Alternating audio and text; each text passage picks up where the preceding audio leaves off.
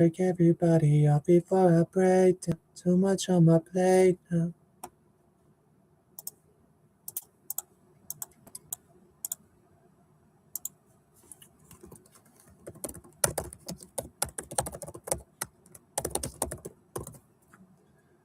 That's sad.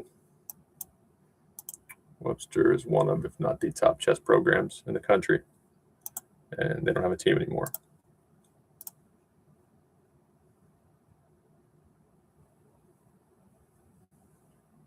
Life's not fair. That sucks.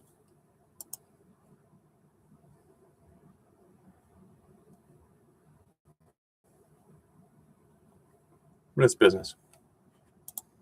I saw a quote from Susan Polgar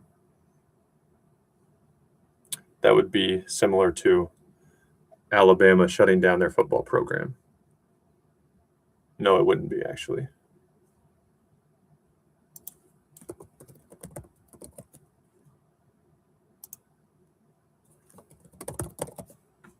Very different.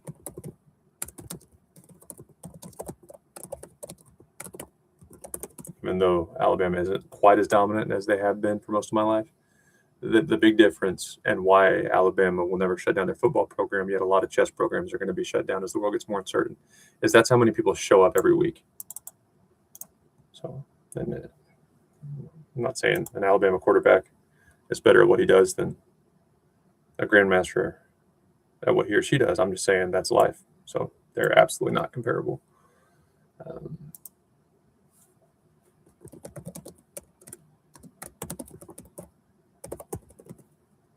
So don't call it out.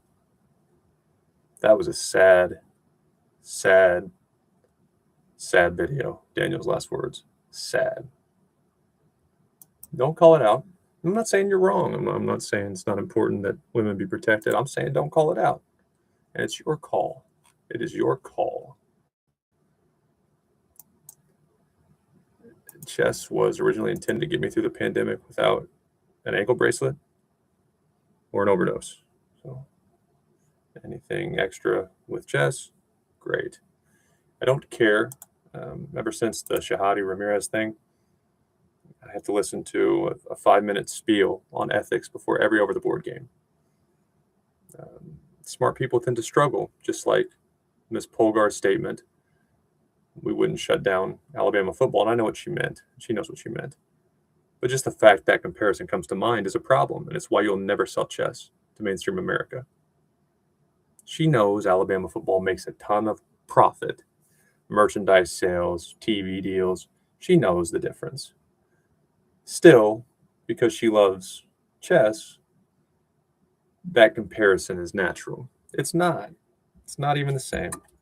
It just shows you are unable to see your customers' perspectives. That's all it shows. That not saying, again, you think Alabama football and Webster chess are the same. You know the difference, which is one makes money, the other doesn't. I'm saying the fact that comparison comes to mind is why you can't sell chess.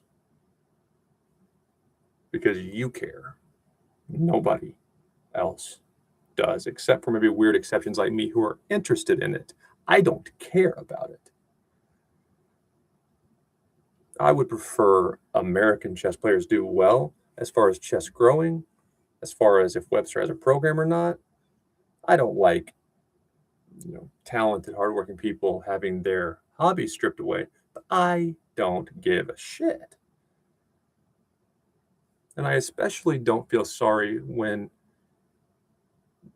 many in that world can't see other people's perspectives. Would you want to show up at a club, risk getting called out, defamed possibly, misunderstood?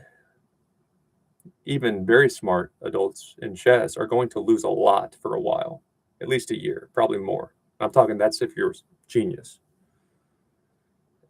You will have a bad record, a not winning record for a year, even if you're super, super smart. It's not glamorous. There's no money in it. There's no hope of making money in it if you started later in life, because you have to be, top 10 to 20 in the world. So why the fuck, Jennifer Shahade? I mean, you can want what's best for you and feminism and put naked men in art, but why the fuck would anyone else show up to support your sport? Are you going to pay the light bill? Are you going to, out of your own money, finance every girl who might have grandmaster potential, but has to make that hard decision? Do I go to college? Do I work a job? Do I get married, start a family? Are you going to, out of your pocket, do what the St. Louis Chess Club did for Carissa Yip? Of course not. So in my opinion, you need to either shut up about how mean men are. Okay, you can shut up about how mean men are, or you can keep griping and help women all by yourself. Because the only way to help a sport, which of course includes girls receiving attention and money to play, is to grow. The best way to grow is for adults to feel comfortable and confident learning chess. But for whatever reason, you expect mainstream America to want to support. Just look at the election results. That's all you got to look at. We can all have our opinion. Trump's going to get impeached. Okay, no, on the other side, Omar is actually going to lose our citizenship. Neither of those things are going to happen. Who knows what's true? The results. That's mainstream America that just said, we're done with call it out. You can run your mouth all you want. We're busy working. When it comes time, we don't agree. That's who you need to care about chess. Like it, don't like it. I don't care to debate it. I don't even care to look at the facts of the Ramirez case, because it's not my fight. I won't be Daniel Naroditsky, number one concern. Taking care of me. Taking care of me also means I don't care if Ramirez was wrong or not. I'm sure if I really dug into it, I could make up my mind. But when you have naked men in art, when you put naked men across from you in art, women, boy, it makes me second guess. And she's the ambassador, so that's great for her. And had Daniel Naroditsky got more like this, I'm just saying.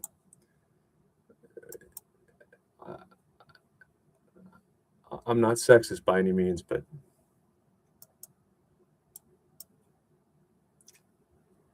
I don't understand women at all. I don't understand even very intelligent women. Because they think that when men state our concerns or thoughts, we are disagreeing or attacking. I'm not. I'm not saying it's right. I'm saying you don't consider anything but what you want. Take WNBA, for example. Protest pay. Pay us what you owe us. They don't owe you anything. I don't understand how you can even make that argument.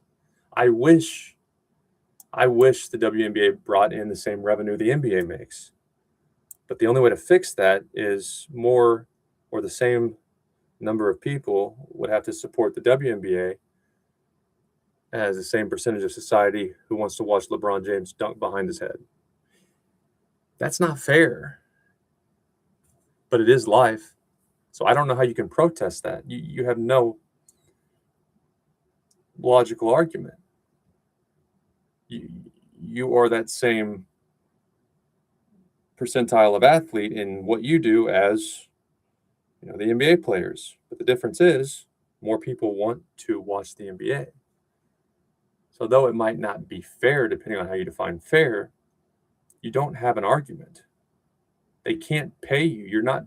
If you brought in more money, they would pay you. If more people wanted to watch, that's why you also shouldn't harass Caitlin Clark, because if Caitlin Clark leaves, you really have no leverage. But too many women today, even intelligent ones, associate that with sexism. I'm not sexist. If somehow the WNBA got more views than the NBA, they deserve to make more money. But instead of pay us what you owe us, you ought to partner with league officials, be nice to them, and do more commercials, do more social media, because none of those things are translating to that much more money for the league.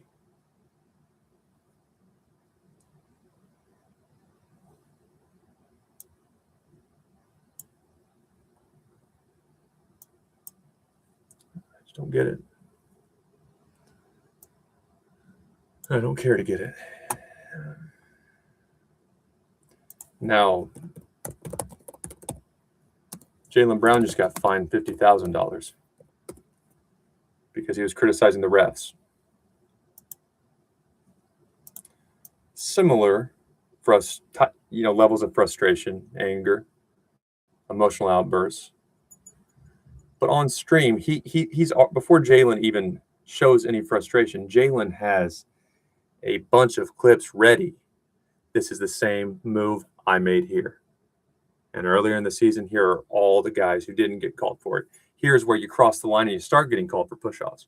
I mean, even though he's mad, emotional, and according to league policy, I guess deserved a fine, he's still considering the other people's perspective. Maybe I did this to piss the refs off. Even though he's being sarcastic, you can tell his brain is working in that way.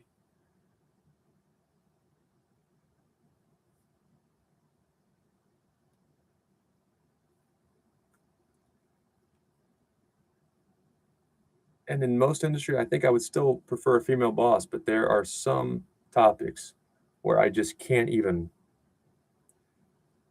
find the logic. Because it's the same life's not fair. The difference is we are going to logic immediately with men.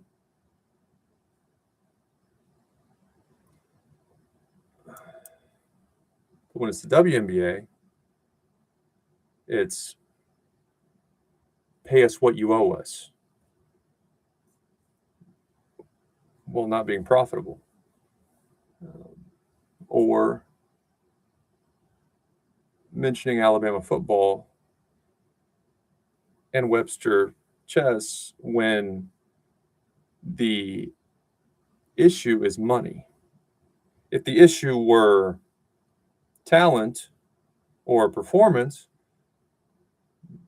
you can make comparisons there. But the issue is, are we making money? Because times are hard. The world is getting more uncertain by the day. We have to think about our university first. That is the variable. So how can you mention those two in the same breath? I just don't understand. And that's not to say I'm smarter than women at all, or men are better than women.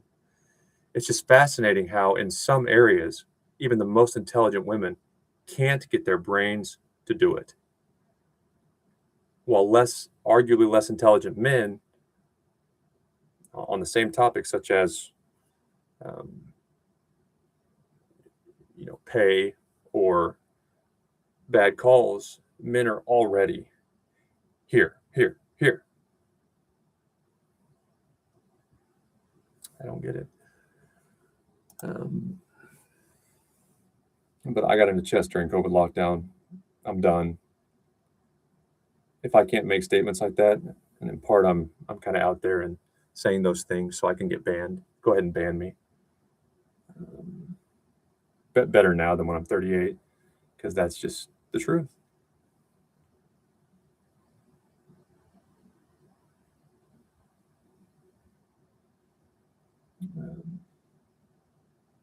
I'm going to enjoy my summer for the first summer really since COVID. I'm going to go play some disc golf tournaments. Get out while it's nice, and I will return to over-the-board chess long enough to reach 1800. Then I'll likely quit forever unless my content gets big enough to make a living. But otherwise, I'm done with chess. Because there is unfairness in life. Then there is leaving men off the list of Americans Democrats represent.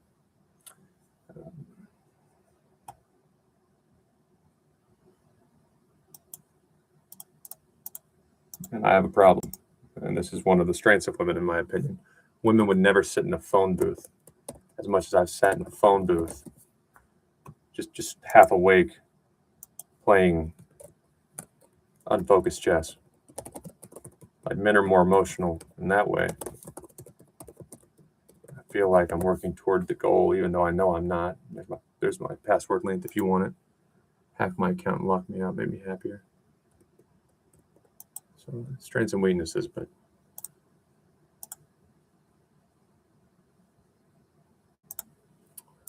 I don't understand how you can let her back as an ambassador. You don't watch Daniel Naroditsky die, then reward the main driver of the call it out movement.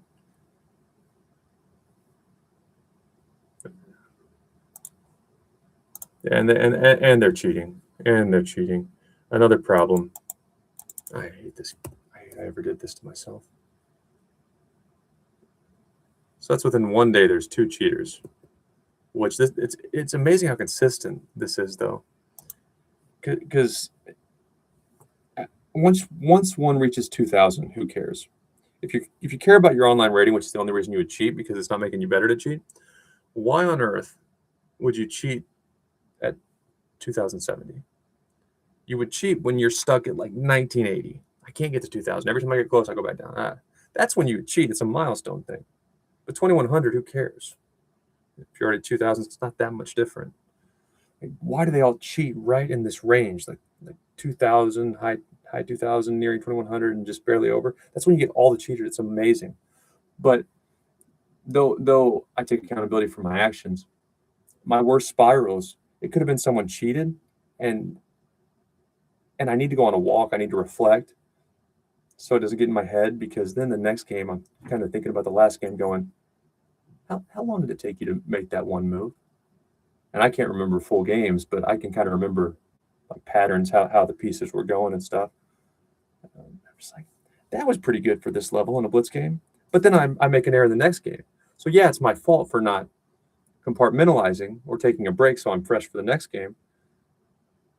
But that refund doesn't help me if that one game got in my head and then I spiraled out of control. Now, that doesn't mean you just accuse Hans Niemann with no evidence, but it would be very difficult to understand my level in chess by watching my streams, especially when I'm talking or singing or trying to be funny, because this is very different than over-the-board chess. But I'm going to play online this summer. Like I said, disc golf. Enjoyed the last couple years in my prime before I lose a step. When it comes to athleticism, racquetball tournaments, I could be an A division player for my entire 30s, probably early 40s. So the best thing I've learned from the pandemic and Naroditsky's overdose, I watched a lot of his streams. He said hi to me. He was the only one of the major streamers that said hi to me. That means a lot. When chess is hard and you want to quit and women are calling men out, Daniel Naroditsky said hi to me a couple of times. I said hello to the Botez sisters. Nothing against the Botez sisters. I comment on Cramley's chat a few times, probably. I watched them all. I comment. Now, it's also true the women have a bunch of men being inappropriate, and I offered to marry Alexandra, but, still Daniel said hi, and she didn't, so it means a lot. But I did like his content, and I thought he did a good job. I thought he dumbed it down well. The top female streamers, and even Gotham Chess, I think they have a much more fun approach. They do a lot of really good content. I'm high on all the content creators in chess. But Daniel really had a wider range of what he was capable of, in my opinion, in part because he was so much stronger. But he was funny, he was likable, he was silly, but man, his stuff was so educational. And it's almost like he could just read the room, if you will. He could just tell how chat was thinking and feeling. Sometimes in chat it's silly. It's flirting with the streamer. It's, hey, show me that gambit.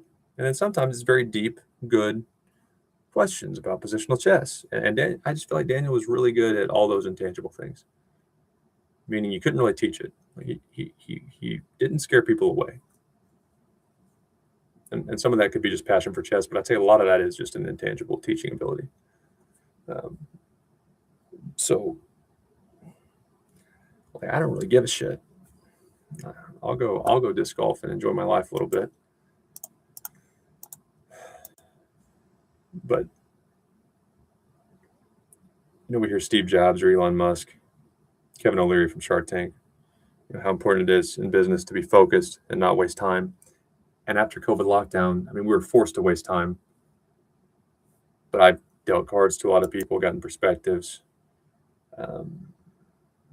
Ubered older people going through custody battles, addiction treatment, losing a loved one during the pandemic, prison. And we shouldn't waste time, but also it could be a lot worse. And I probably needed all those perspectives, all those stories that I never would have got had I, gotten some type of chess job early on. Because now I'm much better at forgiving myself for wasting time, oversleeping,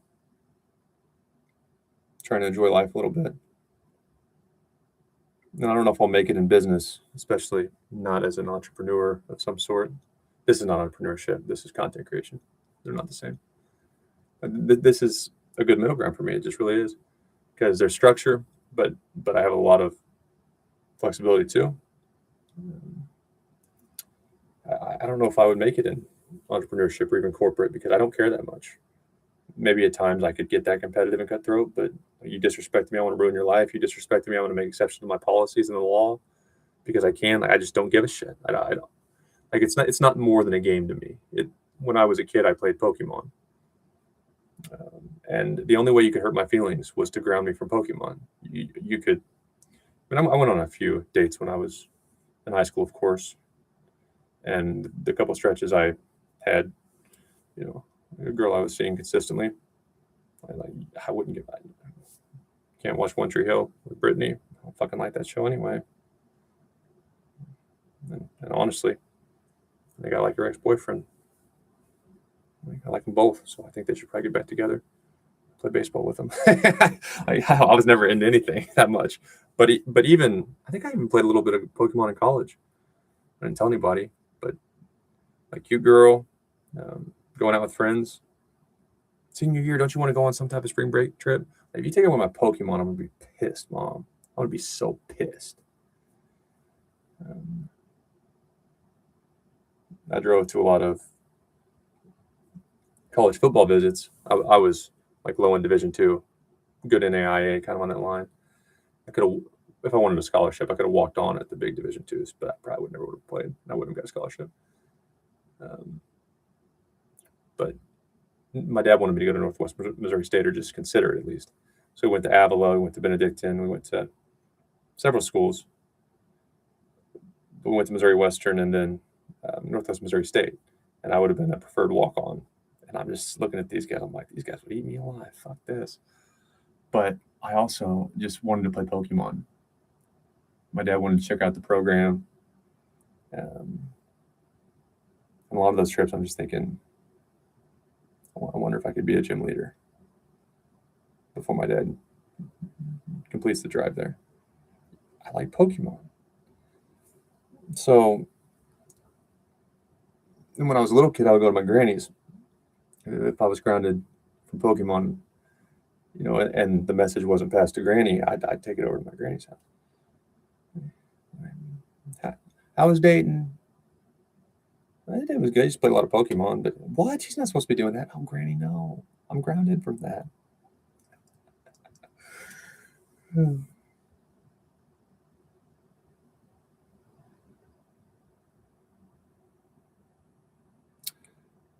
So, like, when I really get into something, I can get that kind of, I want to fuck your world up, competitive. But also everything I've ever been that into, there's really no human to demolish. Like Pokemon, I was more excited to play Pokemon than I was sports.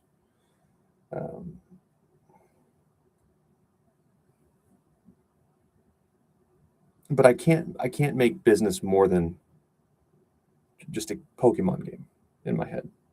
So So I don't think I'll ever last. That's why I hope to just be an engineer of some sort. I liked it, solving problems. If I promoted, then I would probably even lose some of my access or get different access. So I couldn't play in sandboxes anymore. Add on the risk of being laid off, and I was right. Look at AI. Look at just the complete disrespect for human decency during COVID. No one's telling you bye. I don't want to do that. A few of my early mentors explained to me in many different stories a VP is far more unsafe than an independent contributor, because one VP, he goes away, you figure out a new strategy, but people in the weeds, that they have passwords, they know where the common bugs are. Systems can stop working. So I'm like, I'll do that. I've already got a house, still pays fine, peace of mind. I can play guitar when I want. I love this. But someone who really is going to climb in that world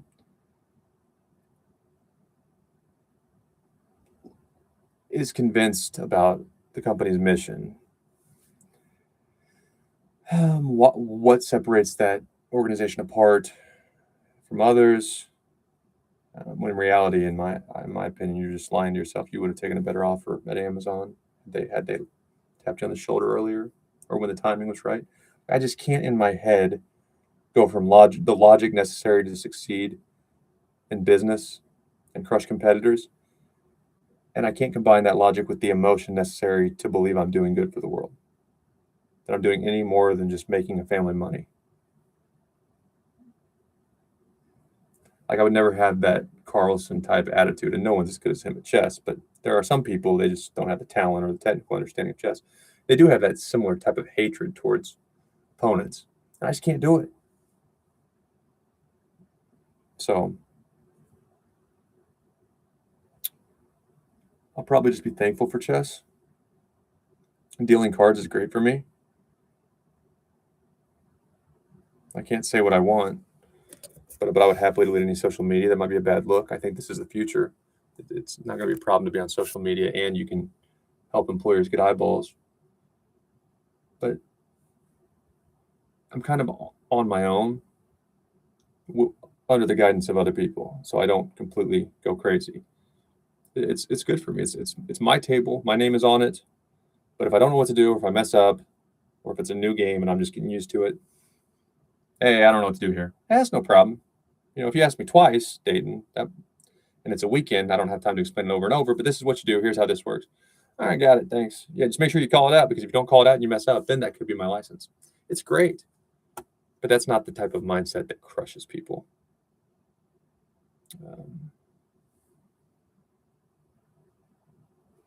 So I'm just happy I played chess, or I met chess at the time I did. Happened to be near St. Louis again. Otherwise, I would have just stopped. But St. Louis, it's really the only major, or at least world competitive chess facility that I know of in America. I know Charlotte's good, but I don't think they get Magnus Carlsen to come there. So otherwise, I would have quit. And I got a reply on my table games dealing application, like immediately. So I got trained. I'm like, shit, there's every reason to go do it. But I don't care that much. I'm not gonna be anyone's bitch. If I can blow up my content and not be controlled to make money, I'll do it.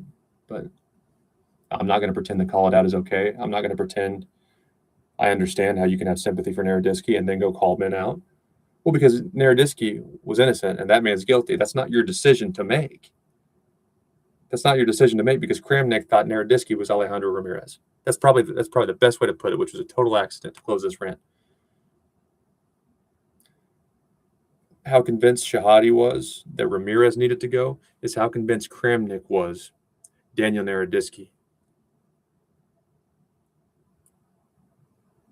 was suspicious. Of course, I side with Shahadi, but if I had to choose between those two, Kramnik and Shahadi, I don't question Shahadi's a better person. Her motives are more pure. Her cause is better. In every way, I side with Shahadi. But I guarantee you Kramnik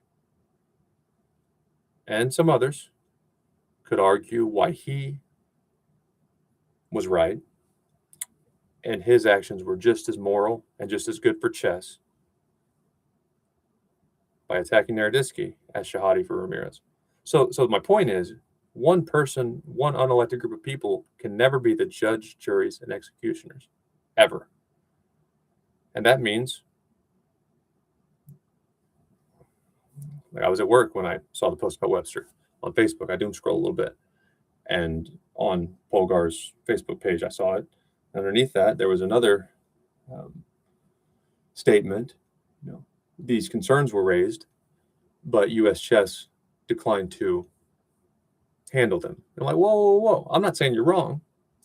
I'm saying just because a governing body did not implement the resolution you wanted does not mean they didn't read it or ignored your wishes. And even if they did, and they are that arrogant, well, like I say, with the call it out stuff, either some of those women are crazy or men in chess are that bad. Either way, again, if you want to grow your game, you have to think, if I didn't grow up in chess, if I didn't already like this and understand it, why on earth would I come near you? Well, because we're right. And because it doesn't matter. I'm not saying you're wrong. I'm saying go be with yourself, because life is short. But one more time, and then I'm going to play some chess. In Kramnik's eyes, what he was doing to Naroditsky was equally just, equally important for chess as how Shahade felt when she called out Ramirez. And I agree with Shahade more than Kramnik. My point is, one more time, it ain't your fucking job, Jennifer. Nobody elected you to do that. And I don't negotiate. I don't bluff. Another reason I probably won't make it big time in business. Good news. Everyone's getting laid off and business is changing. So a lot of success in life is luck. But I don't negotiate. I don't bluff. I don't play hard to get in any aspect of life. I've really made a few girls mad because I really liked them. And after COVID, I mean, I'm older now, so anytime you meet someone you think might be good, it's like, yes, because it's harder and more people are taken. But whether they're seeing someone else or they're just not wanting me to use them, wanting me to show I like them for more than just sex, I hit that line and I go from DMs and kind messages and serious date offers where I would have opened the door for her to literally, I won't even fucking acknowledge your existence on the street. Whereas most men, it's like, okay, maybe you are a little bit clingy, or maybe you really like me. But either way, your interest and your willingness to take care of me goes down slowly. And I'm here. I'm Alexander Botez's trophy husband. Pick me, babe, until I'm absolutely not. And now, and a lot of women hear that, like, yeah, right. Like, if Alexander Botez were single and liked you, you would be her boyfriend or husband. I'm like, no, I really wouldn't. But I would let her be my chess coach, and I would never even try to make a move on her. That's just how my brain works. I can find women attractive, and even if you got me drunk and she liked me, I would not touch her. But there's not animosity. Like, I would really want her to be my chess coach.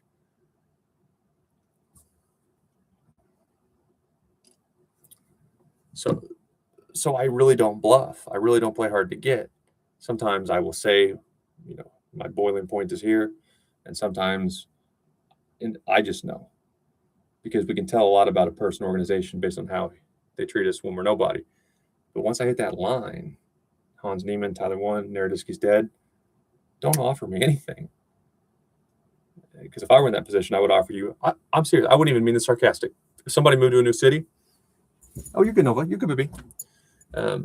And he or she, like there's been a few weekend rated games where I've finished very high up, and I think first twice, which it depends on who shows up. So if an above 1,800 player shows up, I'm not winning.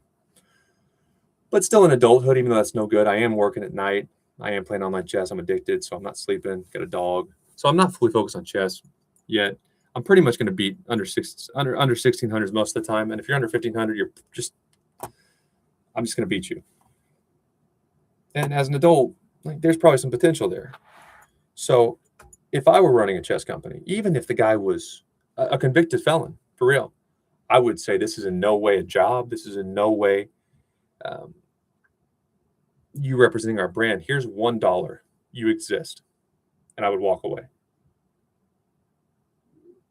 Like, dude, that's sarcastic. The person's going to hate you. Or that might be my soulmate, my business soulmate, because you might look at me and go, oh, I see what you're doing here. I see the mind game being played. Dayton gave me $1. Well, also, he might come back and give me another dollar, or even better, he's testing to see if I'm actually about chess or not. Because if I'm about chess and Dayton offered me $1, he just handed me $1, he might be saying, he might be testing me to see if, well, you know I exist. You showed you're willing to invest in me. Am I supposed to ask you about a chess plan? About see how you react to it? But I'm not going to quit now. And if I do catch an algorithm or actually figure chess out to the point other adults can be motivated to come to the club and buy merchandise because of my story, that $1 was not a slap in the face. That was respect. And you're taking no risk by doing it. $1, you walked away from me. See, at chess.com offered me $1, dropped a $1 bill on the sidewalk when I did my short-term lease in St. Louis, or when I moved here, or when I met some of the people at the 2022 Sinkfeld Cup, which is the reason I stopped going to events after my first one, because American workers defamed. Nobody helped them up. I plan to go to a lot of them. Met Mama Jurov. I can't say that at the casino. And he told me about it. Like, he was telling me about the scandal and how this is going to be historic. Like, no, man, I moved to get away from that. I'm get away from corporate. I don't want to be near this shit. So I haven't gone to a chess event since. I don't plan to go back. But had I been to that ceremony and someone would have said, here's $1. For what? For playing chess. We're interested in you. I can't do shit with $1. But that's an acknowledgement of a human being's existence. Now, if I went on social media and said, chess.com gave me $1, they'd be like, fuck you. Nobody cares.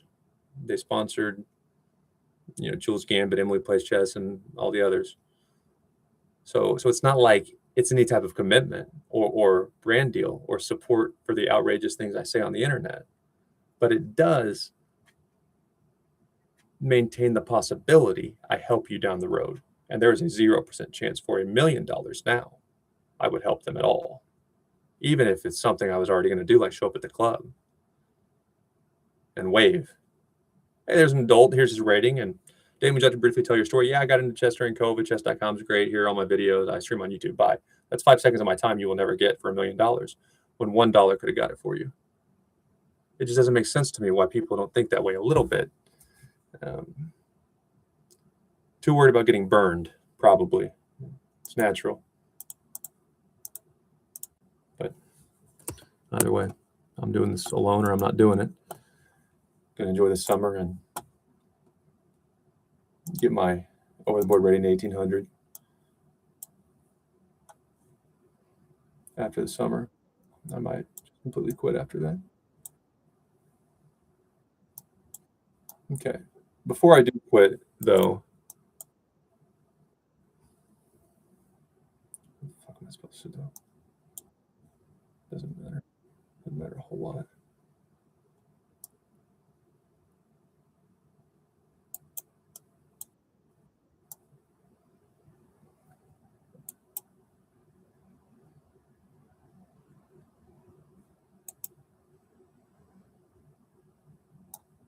I'm supposed to try to say that stupid thing. I can't.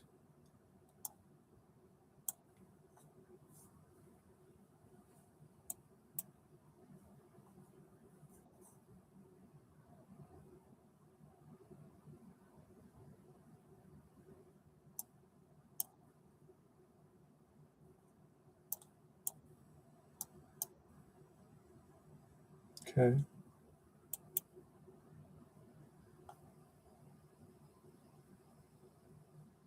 In Speed Chess, I do a lot of crazy stuff. Speed Chess is a fascinating.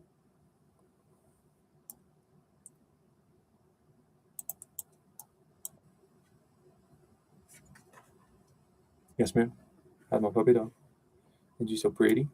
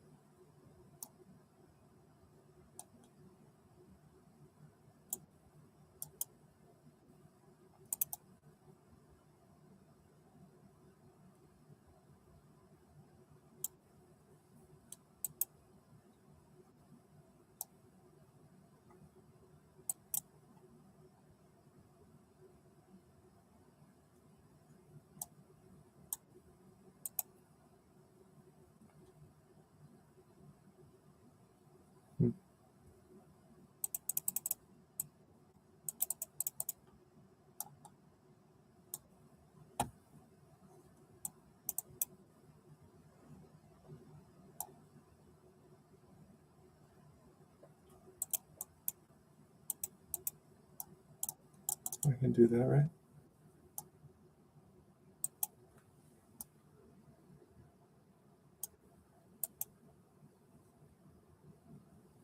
Boy, this is not good.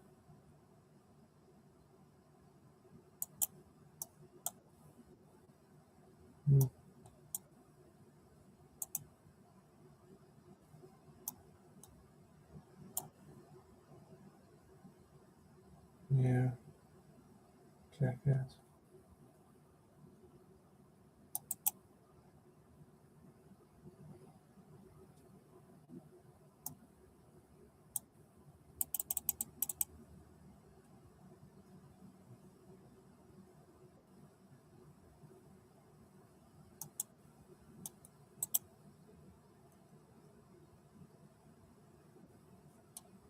Pretty good horse, though.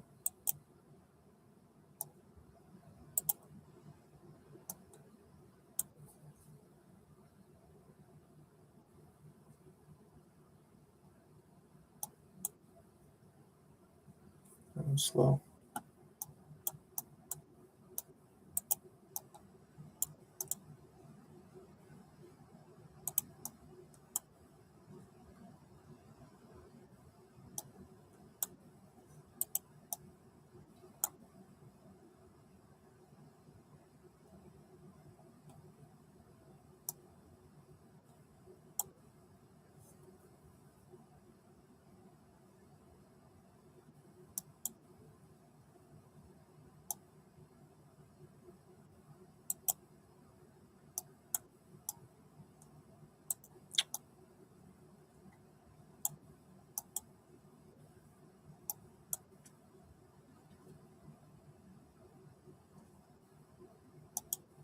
Fuck.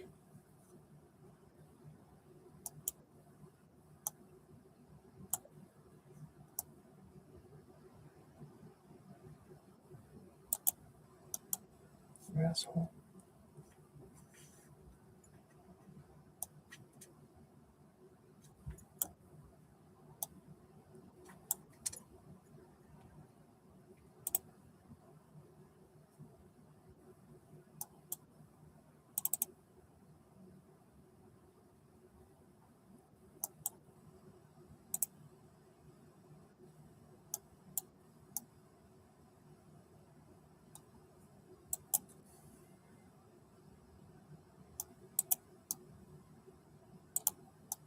Yeah. Good job. All right, I gotta play faster than that. I'm gonna try to go 20-point increments, getting locked in. And a lot of times, like I mentioned with cheating, it's hard to tell my actual ability, and I'm no good at chess. I've got a good foundation, but I'm no good at chess. I'm like low 1600s over the board, but I'm surviving only off middle game tactics. So, but when I switch devices and when I switch time controls, it takes me a little bit to get adjusted.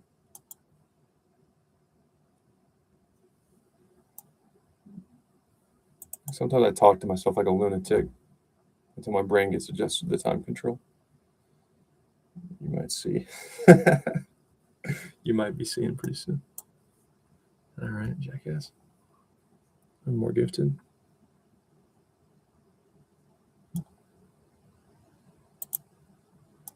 So double your pawns. You now have a damaged structure in case you've been living under a chest rock.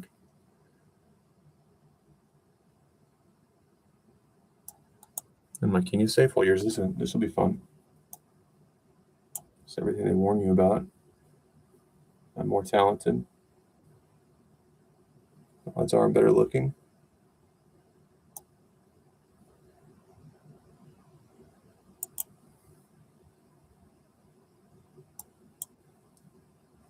I know I'm more charismatic.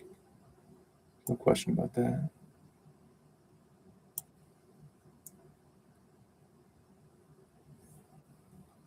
More gifted athlete. Gosh, man, I'm talking. My only weakness, my kryptonite is I talk a little too much shit. But you give me a nice score for my horse to gallop too. I do appreciate that. All right, my horse is galloped.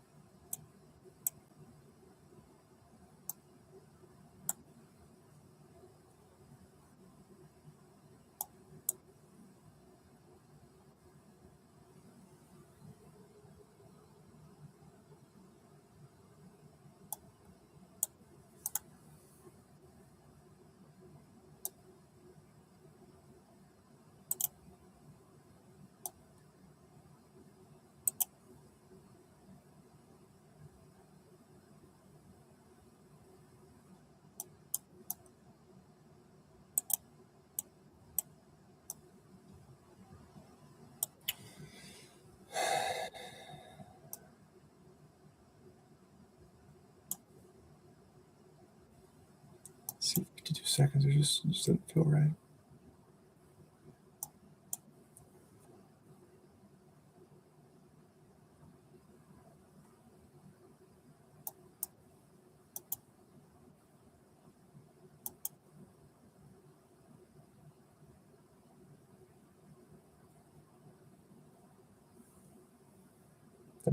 That rook's just not very useful at the moment.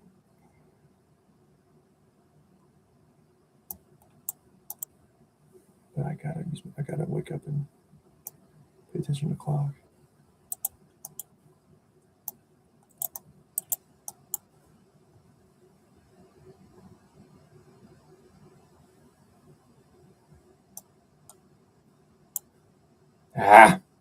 That was not expected.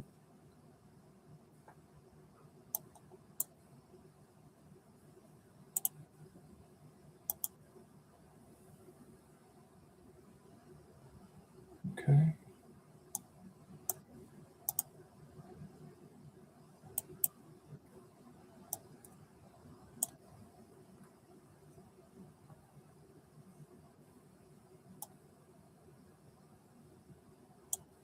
All right, now at least I gotta pass pawn out of this mess.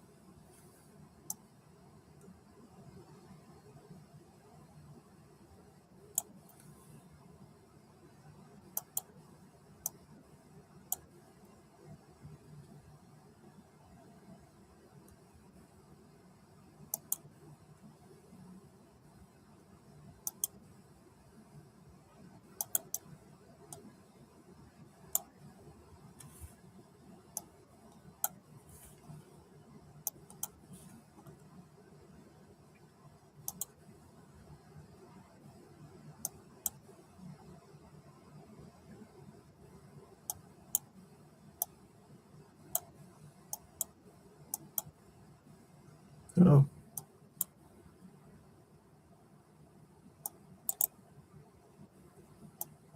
Yep. Oh, no. It doesn't matter. Get my ass kicked. Let's figure this out. I do have a bold prediction to make. You're going to see me lock in. Fuck. It's a stupid ass mistake. If I get my bullet, what do you want? If I get my bullet to 2300, which I got it to 2279 before I spiral out of control. If I get my bullet to 2300 and stop playing bullet, my blitz and rapid will come back even stronger than their peak.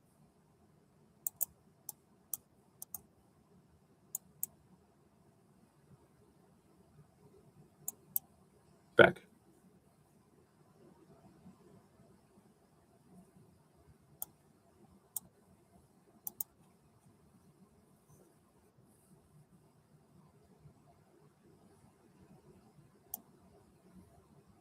See, it's lazy.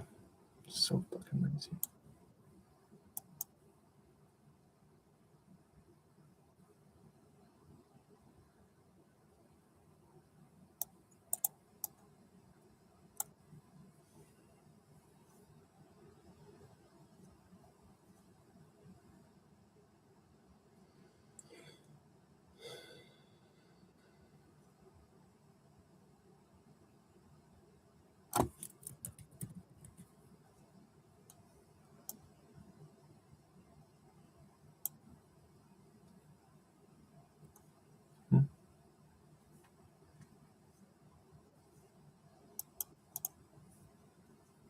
And in bullet chess, one of the reasons I say once I get my bullets 2300, I'll get a lot better in blitz and especially rapid is I make a lot of moves like that in bullet. I'm just supporting a piece, but I'm not even looking at doing anything special.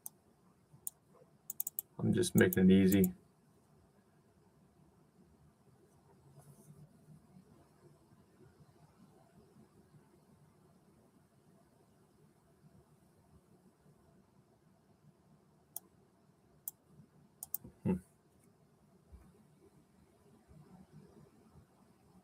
Oh shit.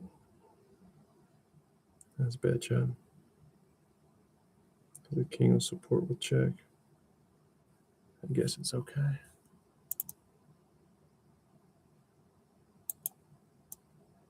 Yeah. It's not lovely. It's fine also. Yeah, because I'm threatening something, and that would have to move in a manner that protects that, which means you go there, and then I push here. And then I'll be here. Okay, I guess use your other horse, right? That's fine. That's fine.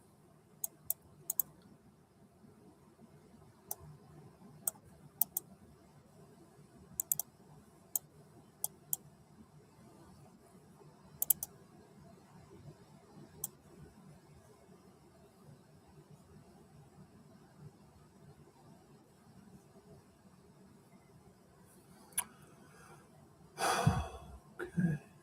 So you want to move me, and I want you to not move me. Let's see if I can stay there. Fuck off. I'm missing more bullet chest type thinking. I'm just way too lazy.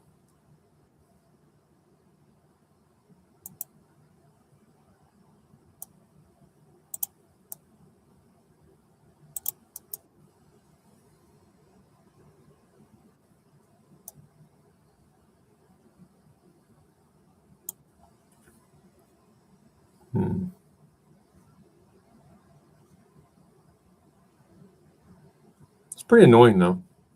Okay.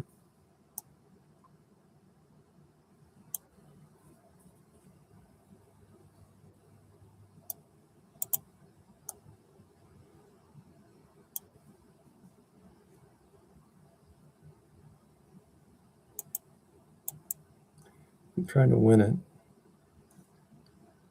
I kind of got to play there.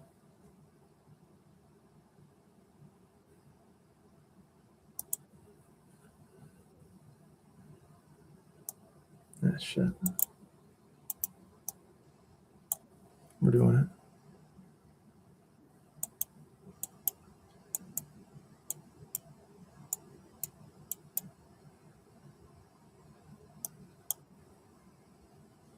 I guess I'm playing the draw, aren't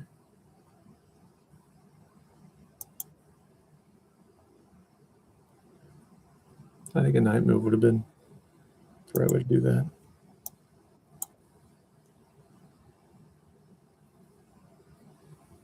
Okay. Oh, shit. 30 seconds. Let's try and lose this for me. Big fat loser.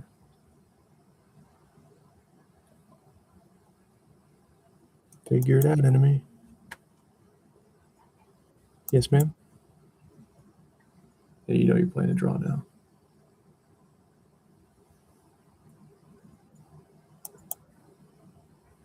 You got to stay for the backwards pawn. You got to live for that backwards pawn right now. No, you don't do that. Because your king can't touch your knight. So your knight has to go away. Dumbass. Okay, let's look at that game.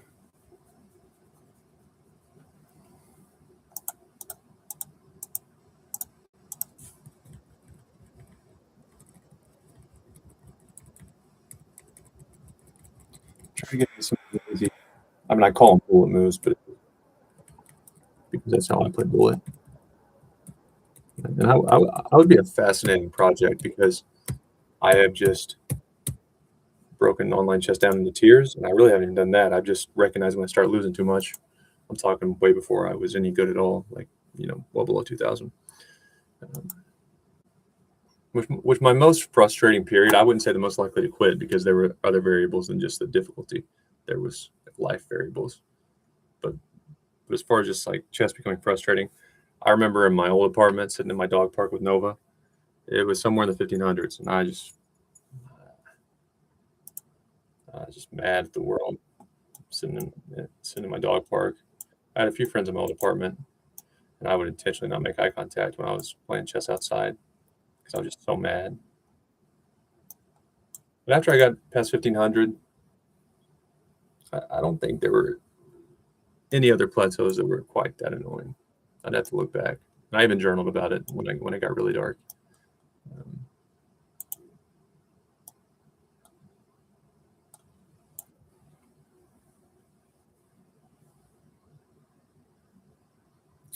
but those are tiers.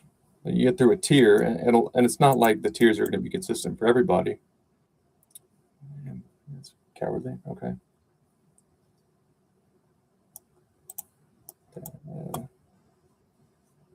So I don't know what that means. I just move them. That means something to a good player.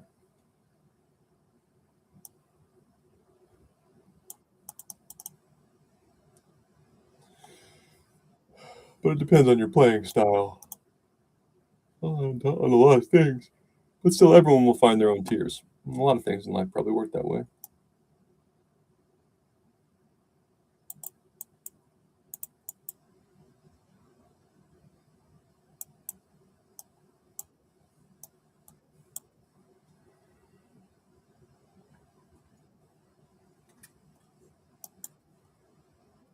How are you, pre-puppy? Oh, man.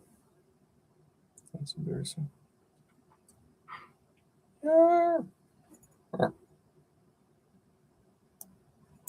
Stop, Nova, stop.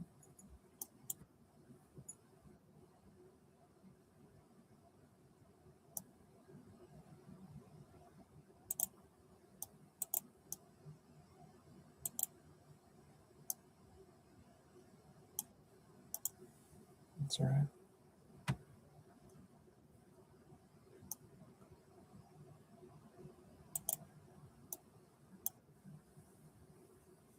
I just kind of played somewhat deliberately before I got too addicted until I hit what I'm calling tiers, which means I'm losing too much. Then I had to kind of figure out what was happening. Then I would go to the next one. So basically, I just memorized patterns. But as far as did I actually improve my play? Did I play more properly to overcome each tier? I don't know. Probably not. Most likely not.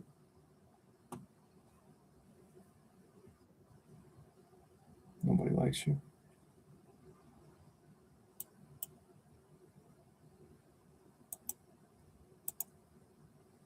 Yeah, fine.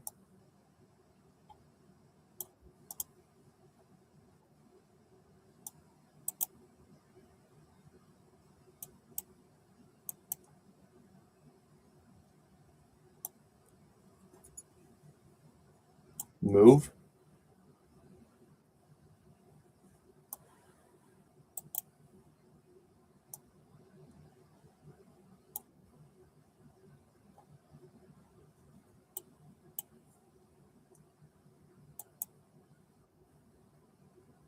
That's fine.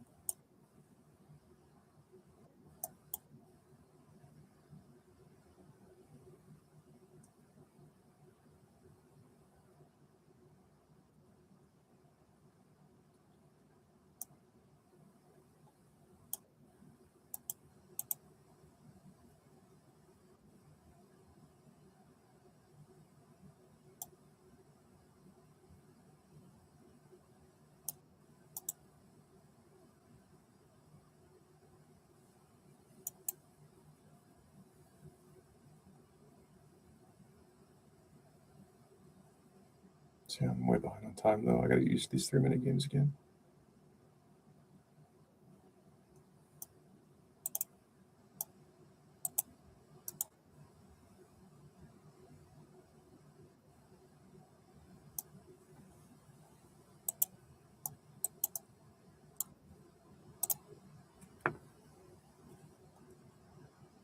Oh shit!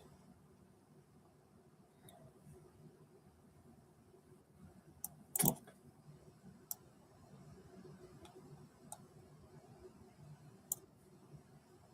Could have got the queens.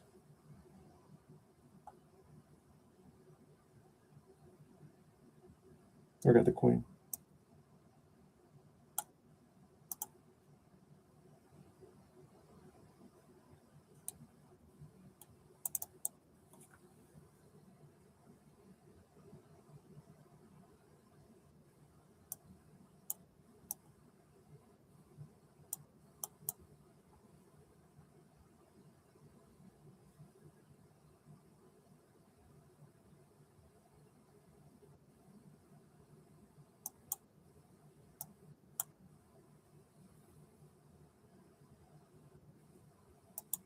Uh-oh.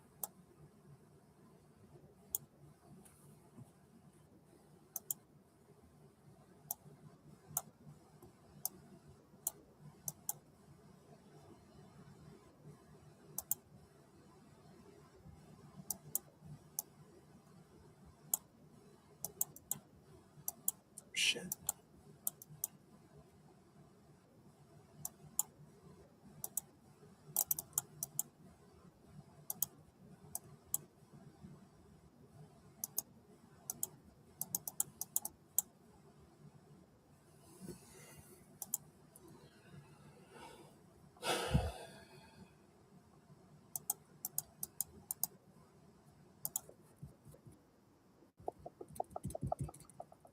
Yes, 4 here now.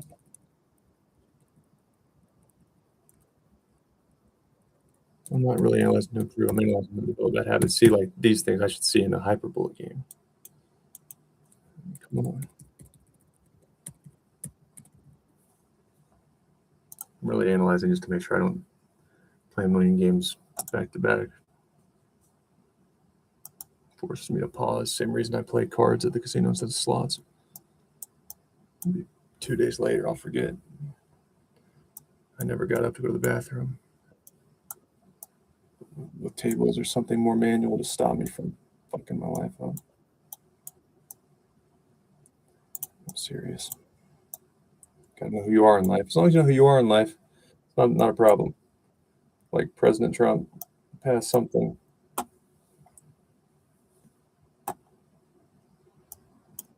Making it easier for non-violent people struggling with mental health issues to be taken to to treatment, to forced treatment, which I have mixed feelings about. But overall, I don't like it. For that reason, know who you are in life. If you do have major problems, you are the type that gets addicted to things easier. Might, I don't know, sit in a fucking phone booth for 5 years when all your friends are getting married, trying to figure out chess, and then you're not even being deliberate anymore. Same reason Benjamin Franklin couldn't get any good at chess. He just played and played and played with really no gold standard or deliberate practice. I'm just addicted. That's all it is. But you got to know who you are in life. And that's who I am. As long as I accept that, I don't try to be anything different. I won't have a record. I won't hurt anybody. But if I pretended I was normal, then I might fuck my life up pretty bad. And I am the type to sit in a phone booth during the best years of a man's life, just playing over and over. Why would you do such a thing? What am I missing here? Did you think about that move at all? No, which that means if you didn't think about it at all, you must be in a rut. Let me make sure you never get out.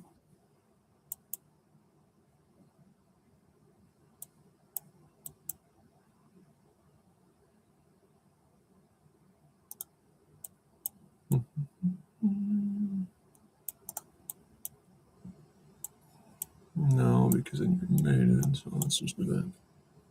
That's good. This is why you follow opening principles.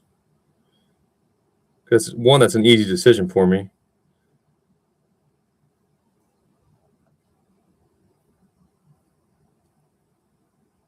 And it's still an easy decision for me, for I'm your superior.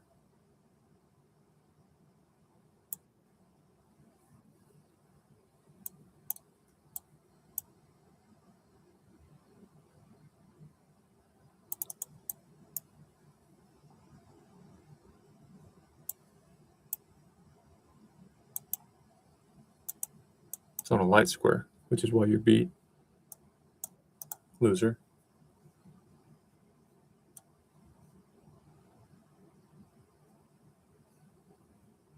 Clown. You're a big ugly clown. There's nothing attractive about you. And there's more to life than looks, but going back to the life's not fair point. Better looking people, people who smile more, They do tend to get what they want out of life at a higher percentage. So maybe you should consider not being so ugly.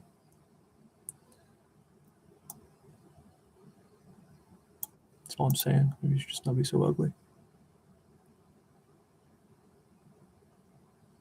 All right.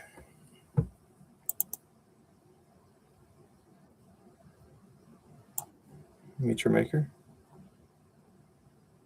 That's me. Hello. It's nice to meet you. I will cover it. Therefore, I will not be smothered.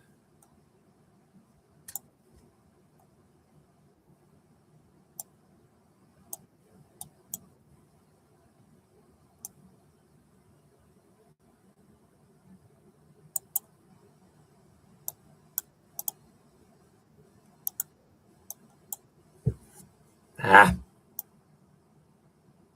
This is bad.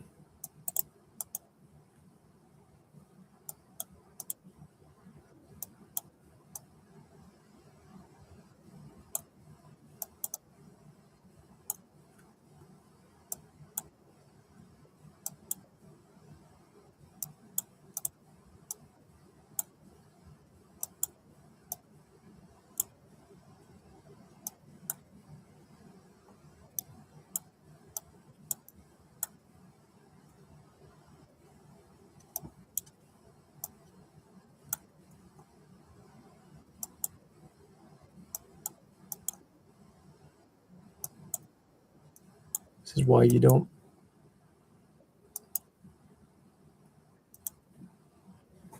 take too long. Always give yourself a chance.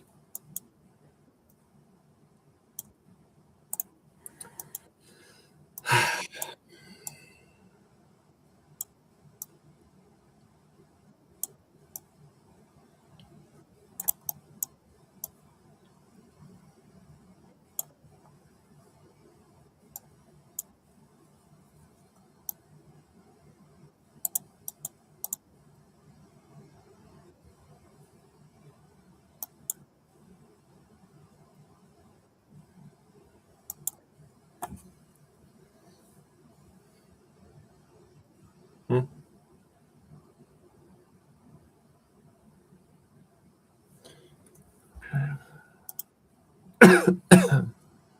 See, I'm not even thinking. Not even trying.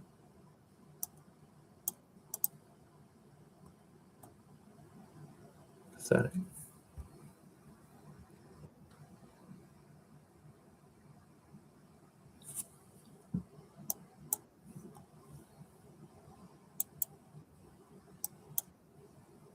I'll take both those pawns, please. Please and thank you. To anyone who still like manners, you're incorrect. You're simply mistaken.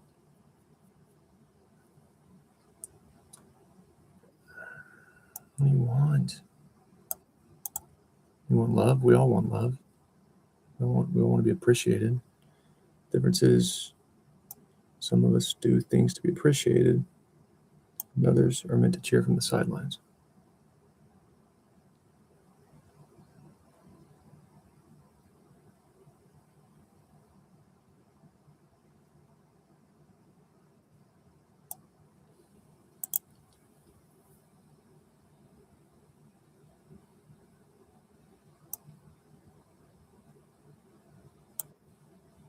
Yeah, it's all good. Hmm.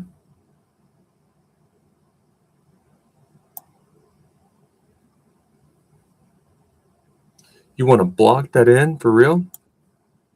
I'll allow it. For I'm no evil dictator. So now you must move. Okay, fine. I don't care what you do.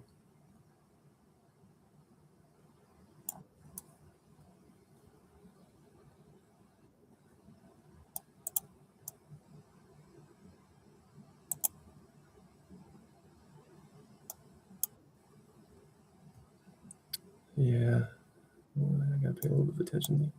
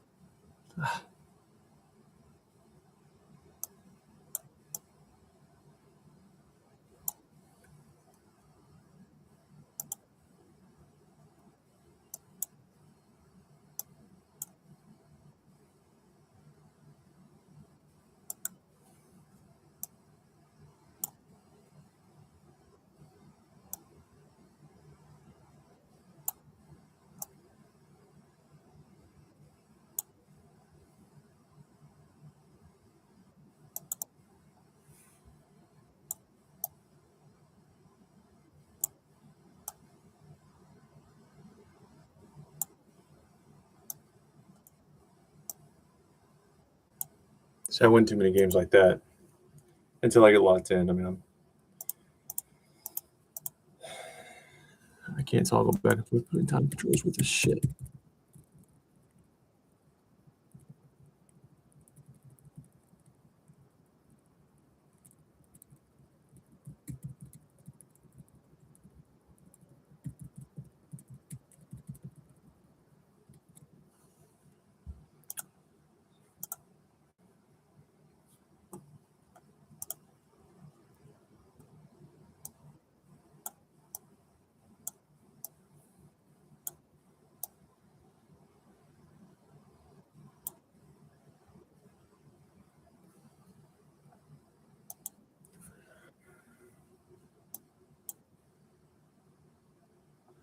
see that structure. I don't know If it's bad, but it tends to not be played well. It tends not to be played correctly because I always end up getting a pawn when they do that. That's what I'm talking about. Tier C. Listen to me talk. I don't know what I'm doing. I just remember they usually misplay the shit out of this when it looks that way. So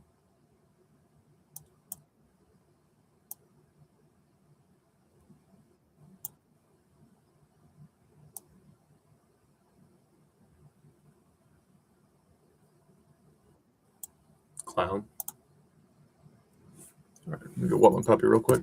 I'll be back to get over 1800. Or I mean, see it in my head. My goals are all getting switched around. Over 2100 again.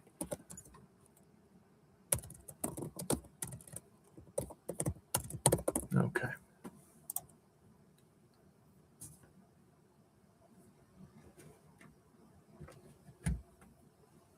Oh, it's on Twitch Undercover. Sounds mysterious.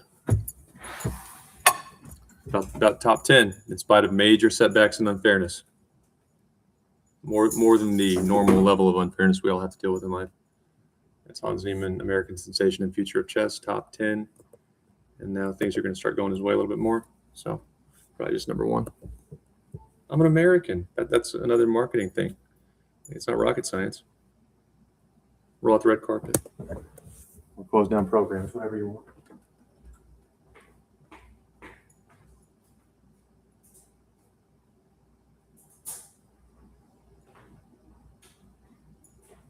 It's your life. Do what you want to do now. It's your life. Do what you want to do now.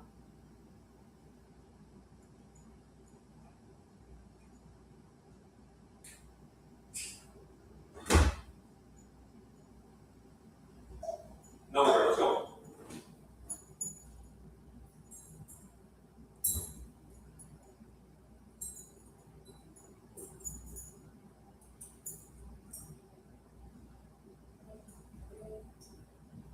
You're gonna get to the bath now.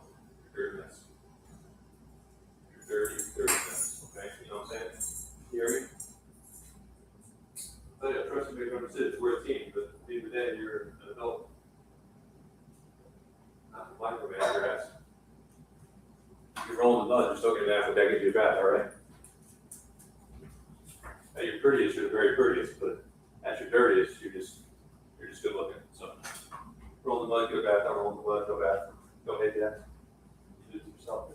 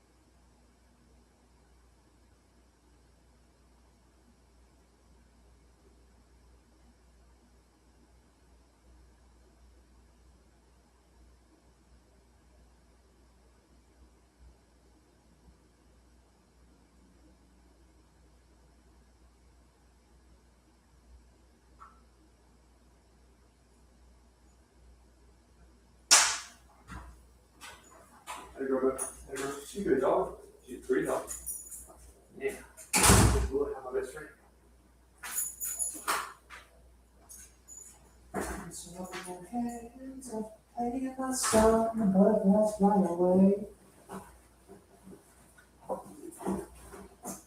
Out in my head, in my head, hands up, hey my son, you know I'm gonna be okay. Yeah, yeah. It's a party in the USA. Walking to the contest. Everybody's looking at me now. Okay. $30 back over 2100. 2100 is acceptable, barely. I would say if I'm rested, but really I shouldn't play if I'm not rested. So that's more just a me problem. I mean, the right move, I'm sure, is to take it. A lot of times in blitz chess, it's not always the most annoying to make the best move.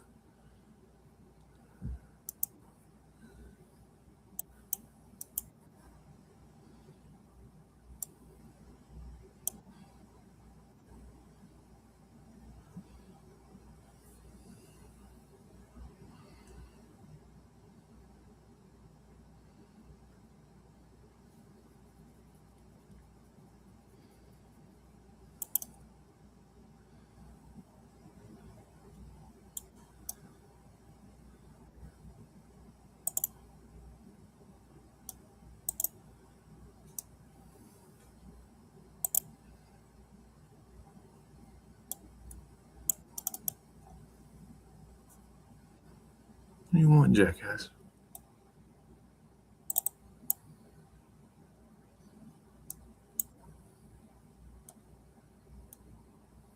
I gotta quit being so hateful.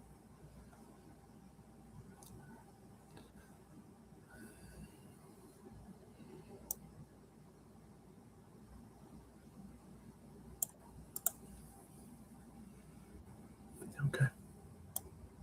Freeze. I'm speaking to the B pawn. Mr. B pawn, mind your manners.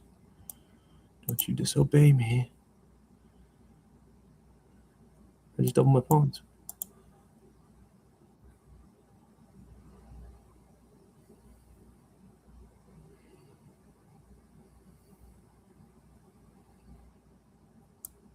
Yeah, man, I need it's the right way to do it. I'm sure this has to be.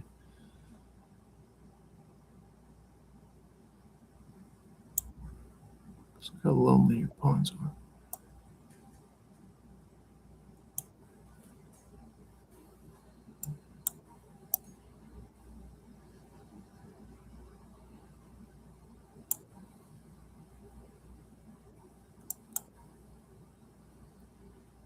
So now your ways you could be annoying there go away a lot.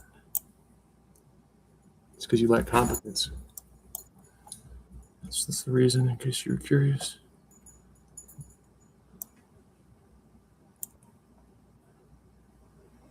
See, and now I just know you're dog shit.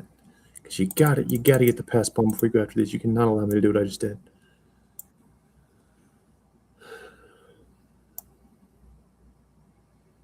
Because now you don't have a good way to. And now you're trash. You gotta be trash. There's no way you're not trash. You're garbage man. Nothing wrong with the hardworking garbage man, but that's not the kind I'm referring to. I'm referring to the kind that is trash. That's you.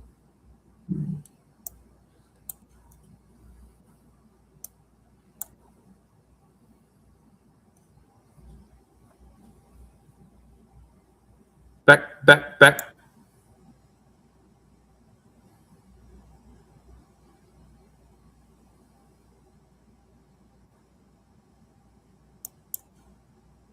Pawns were doubled. Now they're structurally happy again.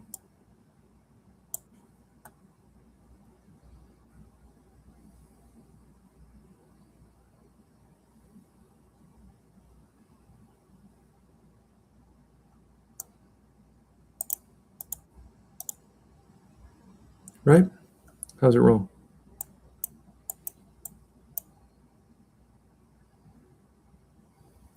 You'll be losing a chess battle. Clearly.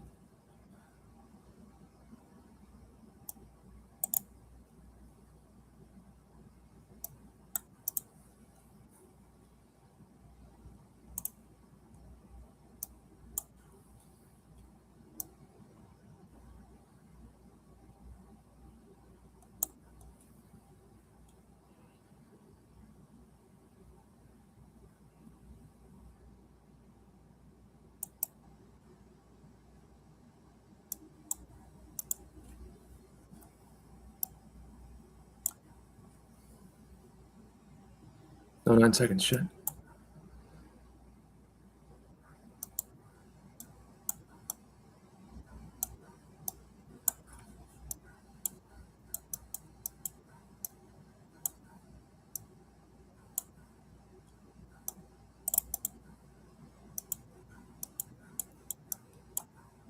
Oh, shit. I have 1 second. I'm closed. See, my brain just not getting the time control.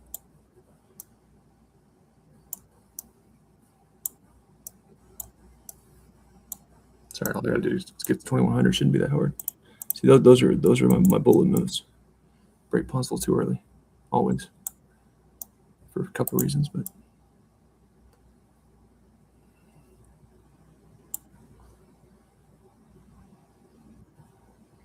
bullet is super effective.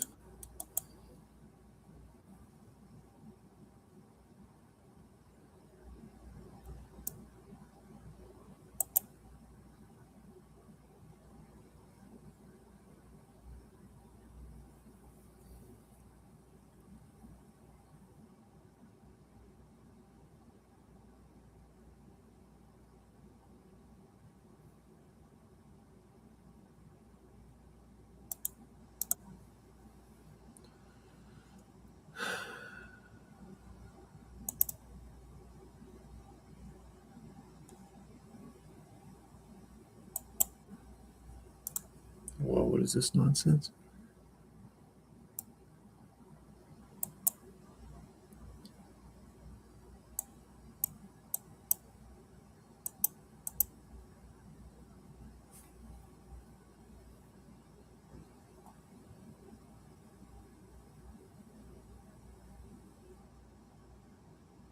That's got to be great for me, right?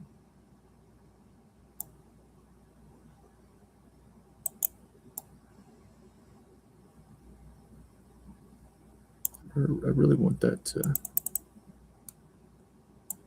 not move. It's fine.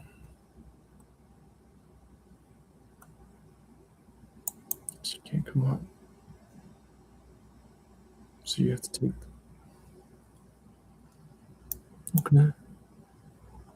You don't want to lose that pawn.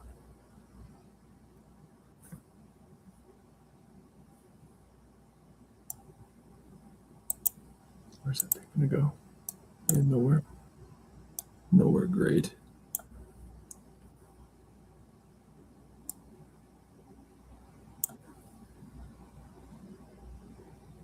All right, now let's go faster.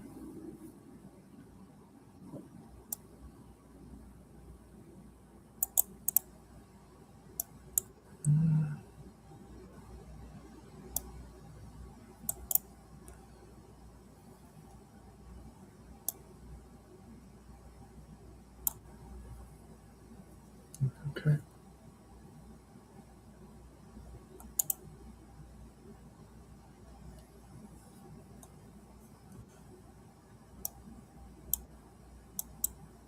I don't think I care.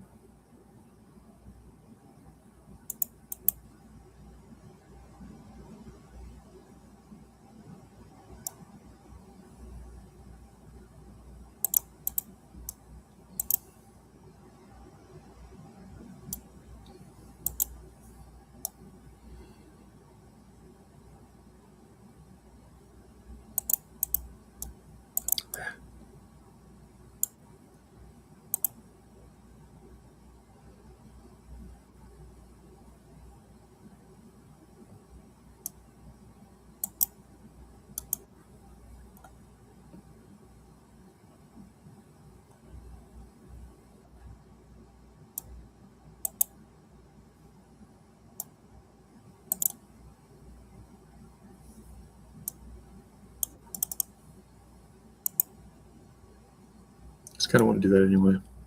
See, I'm taking way too fucking long though. Oh my gosh. Wait, what did I do? Guys? This is bad.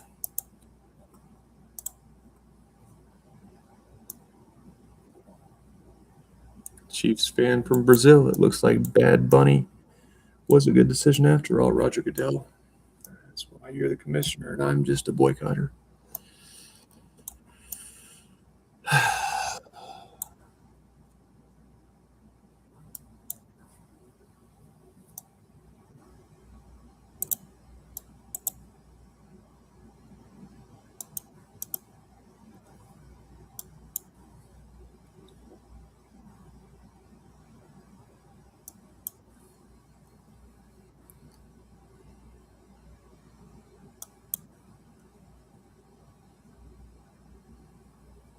Right down to 2068. Shit.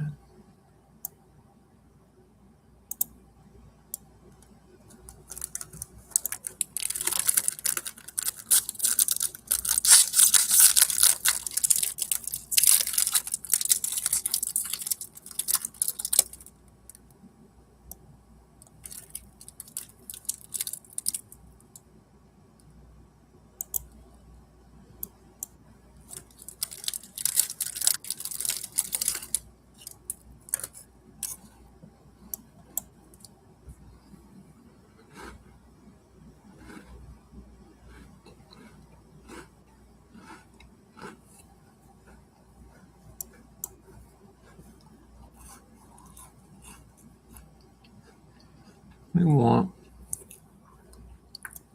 Seems suspicious because everything's pretty solid in here.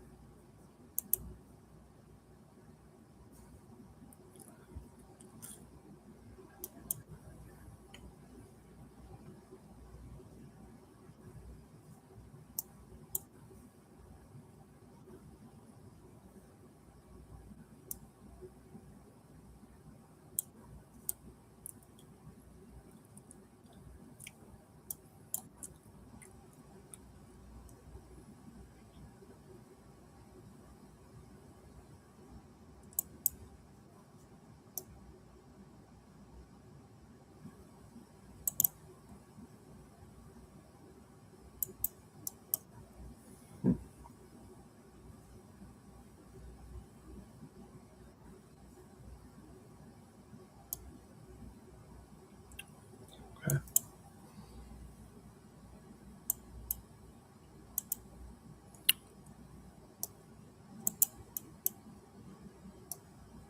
No, I don't care.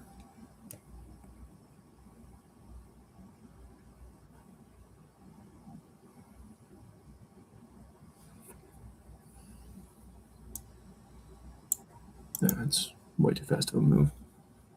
Coming from the guy who's lost a couple games on time.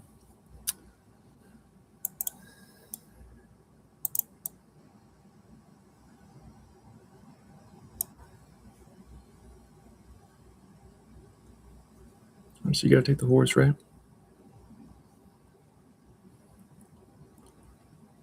Except for your problem. You have a bad problem, which is the rook can't stay there and it will have to move. Oh, you're the clown.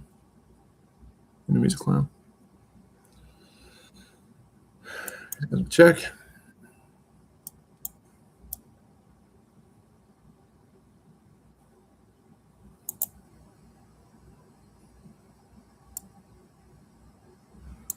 Okay. Should be pretty easy. Mitsuplik. We'll be seeing you most likely here. Yep, that'll do it.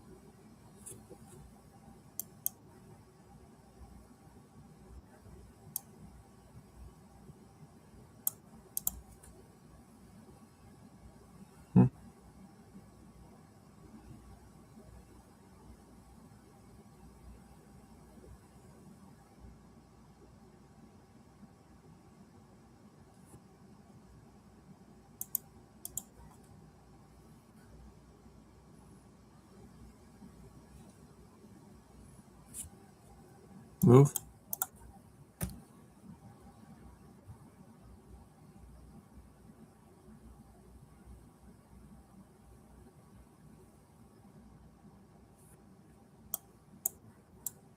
Have some double pawns. I've heard they're not ideal.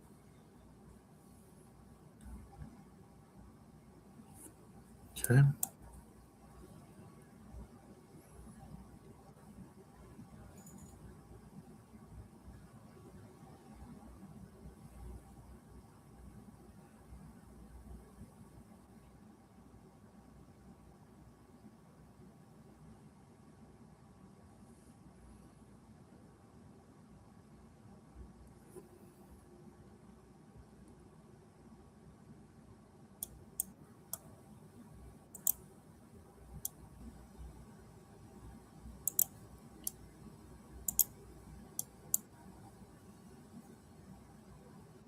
That's okay. So I want to do this anyway.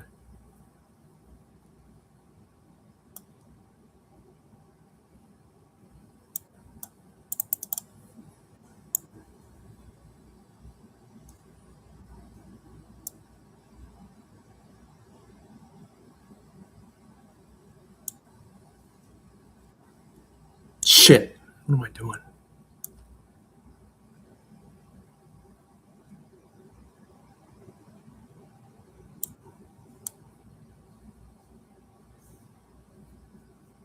Wow. It's pathetic. It's also why you keep your king out of the center of the fucking board, too.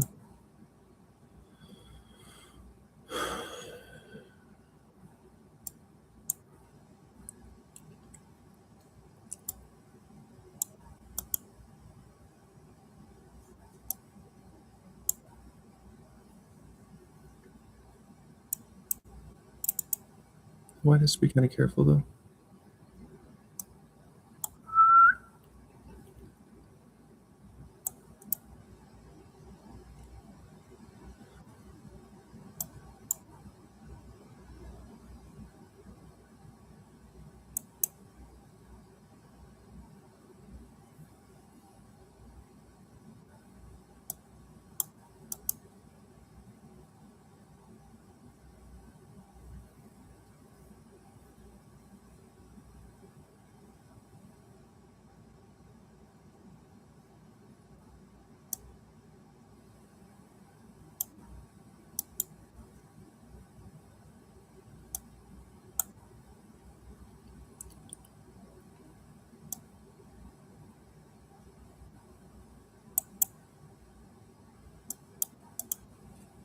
Out of time.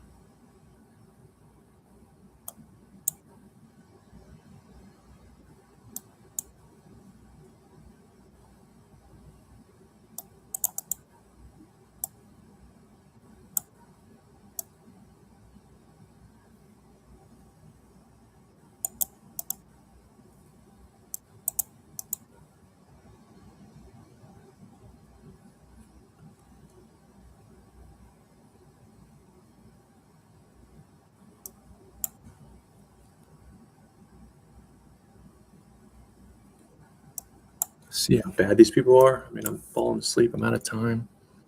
All you got to do is make some moves.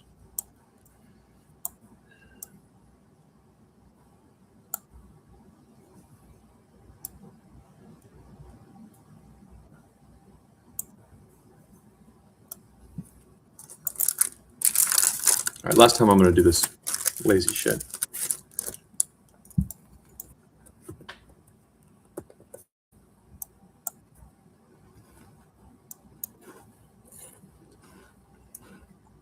More lazy shit.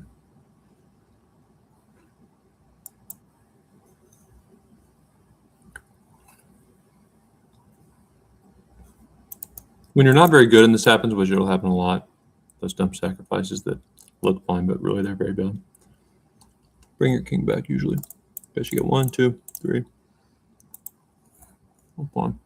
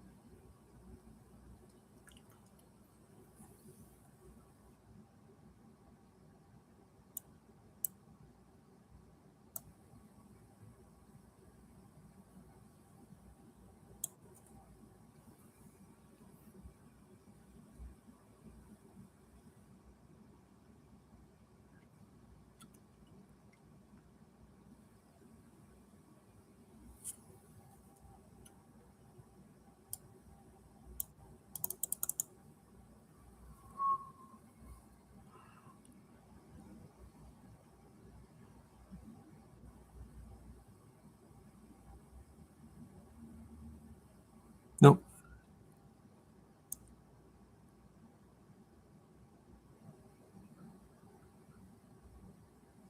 I took away your square and you moved it to the other one. Idiot.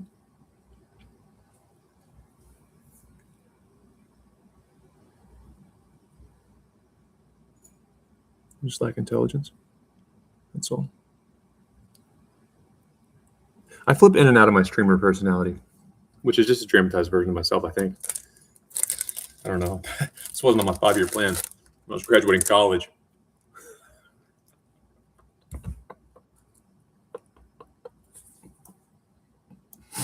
But here we are.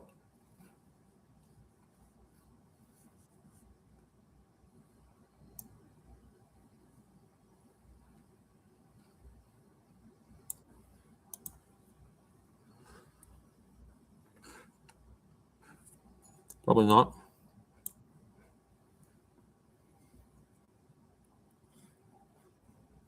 Really? Okay.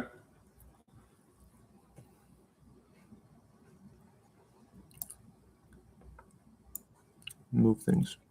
Yeah, good job. Very good job. I mean, it should be seen, but still, you found it. So now you're here. You don't have a check. You don't have a check. So do I check? It doesn't matter.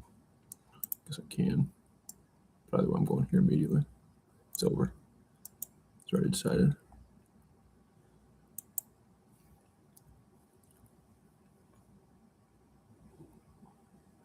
Doesn't matter a ton. Yeah, why not?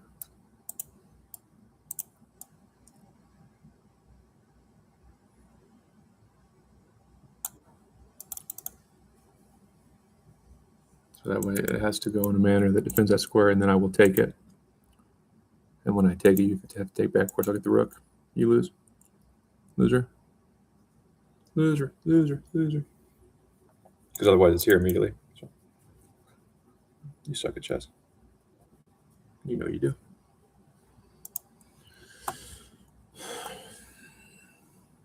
$2,100. Then we're going to play some bullet. Ooh. +9. I like it.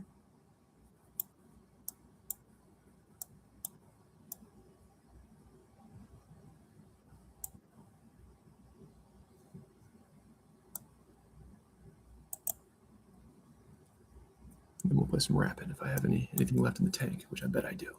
I bet I do. If I leave right now, I can still make the disc golf course. But I think I'm just going to get a good night's sleep and hit the course tomorrow. I don't want to be single forever, but man, it's fun.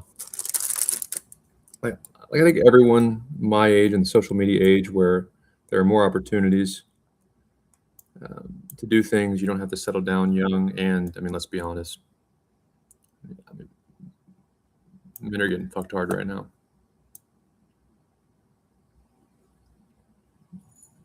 Young men. I'm not saying white men didn't have it easier on average, but I don't think the DEI movement helped. I think it helped every minority but black men, to be honest. And maybe I just have more of a heart for men, and I played sports with men who happen to be black. But I'm just thinking that's who deserved it the most. When you really think about it, it's not women, it's not Pacific Islanders, it's black men, and I feel like they benefited the least. It's just my opinion. But the reality is, women don't find men attractive unless we are better than them in at least some way. I'm not saying we have to go back to the Stone Age or that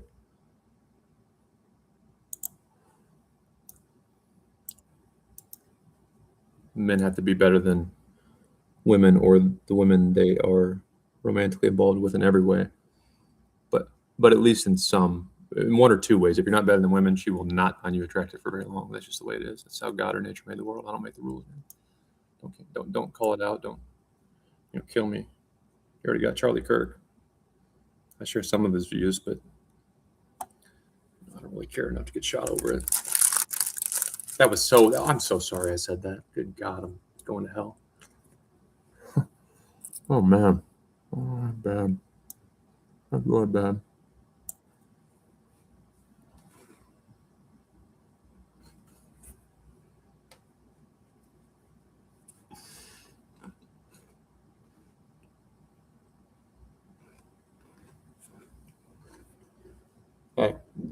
learned in Bible school that even the worst humans of all time, if they just change their mind on their deathbed, they believe in God, they go to heaven and I go to hell.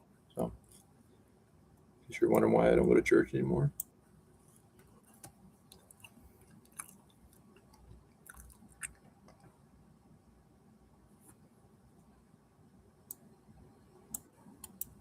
Can't go there. That's what you do, isn't it, you bastard? What am I doing?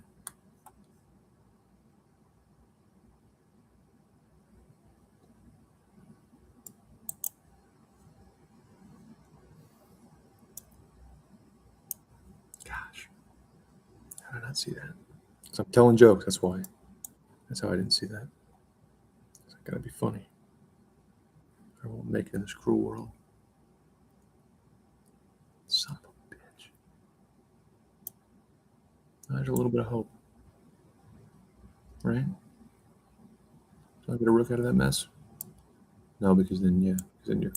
See, I'm not even calculating at all. All right. This is over. That was a good time. I enjoyed myself.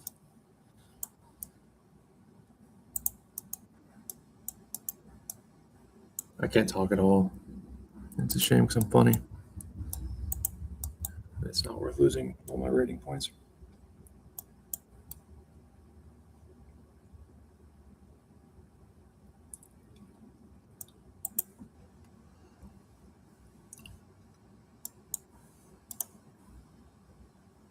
Okay.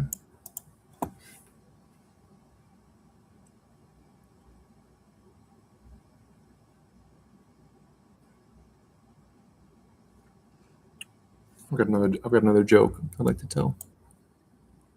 It's a good one. Just get in the groove before I tell it.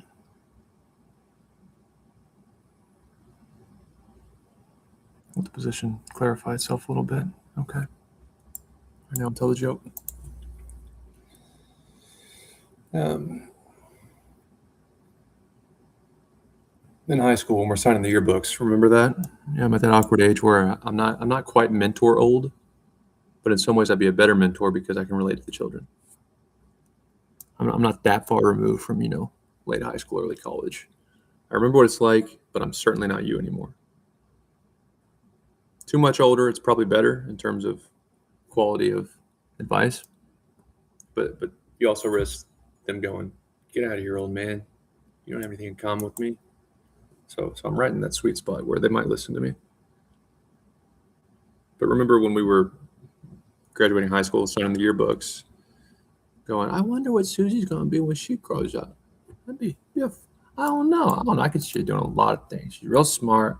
She's kind of introverted, but I saw her at that party. She was talking to the fellas.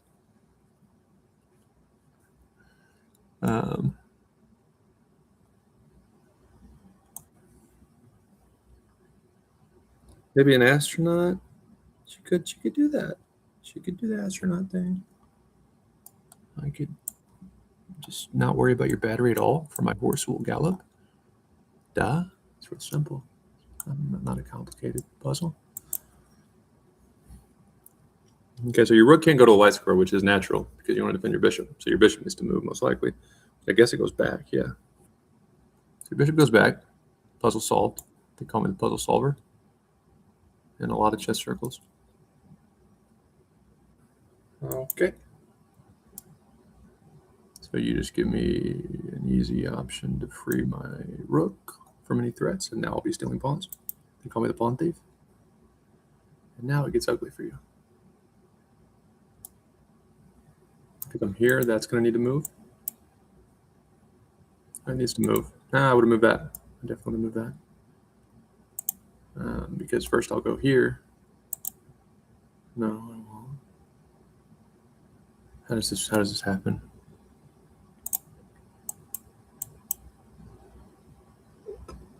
Shit. All right. A lot of time. Not as much as I would like, at least. Because I don't want the thing that I don't want to give the queen time to move. I don't want to give her time. Back there. Okay, that's just silly. It's just completely silly. It's utter silliness. It has to be taken immediately. Clown. Or my joke's coming up. See, I don't think I need therapy. I really don't think I need therapy at all. It's automatic. It's already done in my head.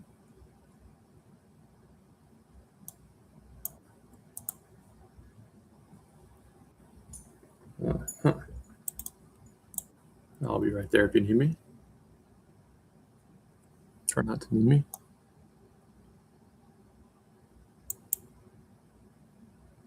Okay, so let's just accept the loss of that pawn, I guess.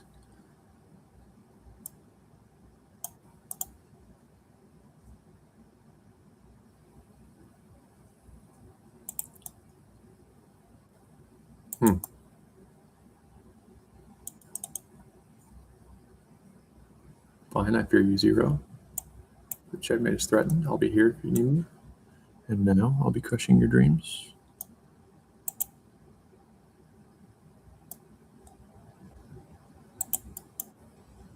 All right.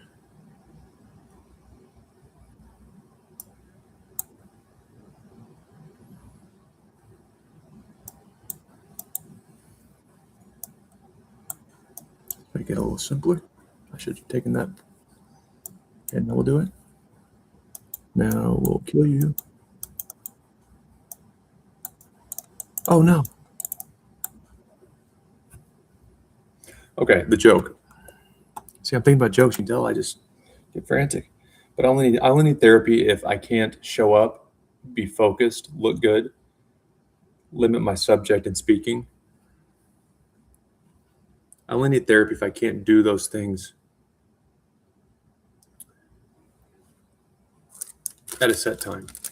Everyone has problems. Everyone gets a little manic from time to time, especially if you stream chess. It's called tilting, like a roller coaster. But I feel like if I streamed something else that wasn't so intense and constantly changing, I would be very normal and I would speak like I usually do, which is good. But when you're trying to do all those things, it's like you got an idea, and then you're supposed to be entertaining because I'm a social media person, not a chess player, right? Unless I can, just stumble across about 1,000 elo somewhere hiding under a rock, right next to stockfish. I'm not a cheater. I'm accused without evidence. It's hateful. But if I'm doing something less thought-provoking, like I played Words with Friends, one of the apps my friends developed. When I'm playing that, I try to do a TikTok stream where I was funny playing Words with Friends, coded word search on the App Store. And I'm able to limit my subject, be funny, and play. You really wouldn't even know I'm crazy. When I'm playing chess and I'm streaming chess, I'm thinking about what joke I forgot, and I've got another joke come to mind, and then something changes in the position. Oh, no, I blundered, and now I forgot everything. And then I do seem insane. So the problem isn't, okay, he said that on stream. He looks crazy on stream for a period when he was trying to tell a joke, forgot what he was saying, then he lost the game, and now he's pissed. The problem would be if you told me Dayton for $200, be by the St. Louis Gateway Arch at 9 p.m., semi-formal, give a 2-minute speech, starting with the story and closing with the action you wish you would have taken and what the audience could have respected as a result of the proper action. In 2 minutes, it'll be cut off at 2 minutes. Fucking flawless speech. All downtown will be applauding. I'm a diehard St. Louis Cardinal fan. The Busch Stadium will be turned around, saying, "Who's that talking?" And someone will leave the stadium. In spite of the Cardinals being pretty exceptional this year, I'm excited going to a game with my dad soon. So if you can't do that, if you can't, when you have time to prepare, show up, be presentable, control your nerves, even if you're struggling with an addiction of some sort, like not be on drugs or drunk. If you can't do that, you definitely need therapy. Or if you were, of course, being physically violent or threatening to be physically violent, and I might add for no logical reason. Though I see gray area there. But anyway, my joke that led to that tangent, because I started to tell my joke about the yearbooks, and then I got sidetracked by dominating my competition. but you're trying your yearbook. Yeah, little Susie's kind of introverted. What's she gonna do? She gets out of her shell. She's too young. Maybe we'll see what she does in a couple years. But I just see the star in her. So she could get into something more social, but also she's just so good in school. Little Susie's going to be an astronaut. And nobody makes it out of this town. We've had a few baseball players make it to AAA, but at the end of the day, we're not LA. We're not the bigger cities in the South. We're not Orlando. We don't produce baseball talent. So no one's ever made it big time. So he's really good. So maybe he'll break the mold. Maybe he'll be that guy that gets his jersey hung up and turns our high school into a powerhouse. Maybe he'll be a center fielder for the Yankees, or not. And you go through all your friends from high school, and even some people you knew from the grades below and above you. I didn't know them that well, but it's kind of fun to play that game. Did they turn out how we thought they would? And I just have to imagine my friends are going, "What the fuck is Dayton doing?"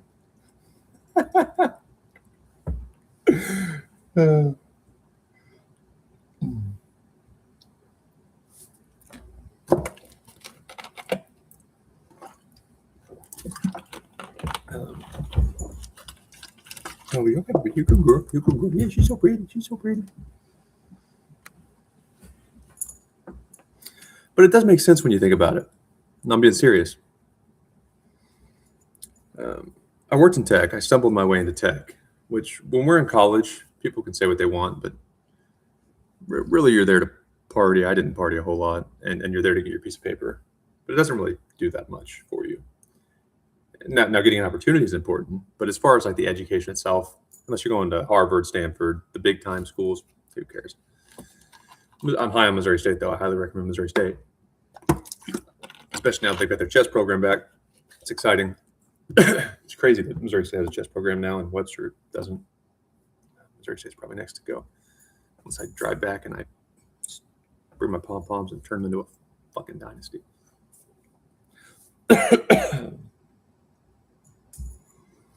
But the recruiters came to my first college, and just poor planning on Drury's part. Honestly, I think they had a lot of the international students who had really strong GPAs, and they were upperclassmen, so they'd taken the hard classes, and they've got an A in economics and macro, micro, accounting, all the hard business classes, which are mostly numbers based. And I hadn't taken most of those yet. The only course I took that was difficult before I left Drury was, I forgot if it was micro or macro. Or no, maybe I took the first one and I was in the process of taking the second one, because whichever one of those two, micro or macro, I took before I left Drury. I'm pretty sure that was my first C. I don't remember. I think it was my first C.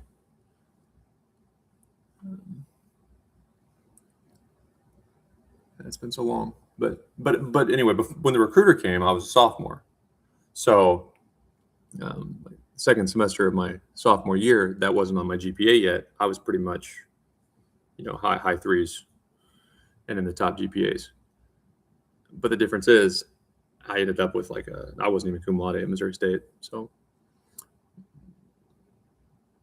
those people were smarter than me, is my point, who were in that room. They deserved the internship over me, and it was a good internship. But I bet a lot of them went back home for the summer, because I remember thinking, they're not going to call me. I almost slept through it because I started working at Outback Steakhouse serving tables. And I remember I'm like, I'm not going. I'm not going to get that internship. But I stumbled out of bed, didn't even shower, just rushed to the meeting because I overslept and Walmart was there. So had I just snoozed a couple seconds longer, I would have been too late to even run there and be fashionably late. Look how well that turned out for everybody. I went to Walmart and just fucked everything up and my life up pretty bad. But the only reason I got that internship is I bet all those international students either went back home or were going to banks. They didn't want to go to Bentonville. They're probably going to bigger cities and or bank type jobs, because I was not qualified compared to them and I was younger. But I got it. So learned what I needed to about systems. More than what I needed to, just by being in that world. But I was so stressed. Like my first impressions do matter, but also you got to give people chances to change, and especially if you're investing them in business. Like if you send them to speaking courses and they start speaking better, you wouldn't want to say, "What drugs are you doing?" Saying, well, here's the course and here's the drills you told me to practice, boss. I'm sitting in a fucking office with my stopwatch while my friends are drinking beer, watching the Chiefs play football. That's who I am. You told me to get better. So I'm in my office with a stopwatch and a random number generator or random word generator. What do you think I was going to do? I don't know. Date and be a normal person and be average? Freaking me out, man. I don't know. You told me how much the company spent on my course. So it would be stupid to spend that money on the course and me not take notes and then do the drills. Sorry. Know who you are in life.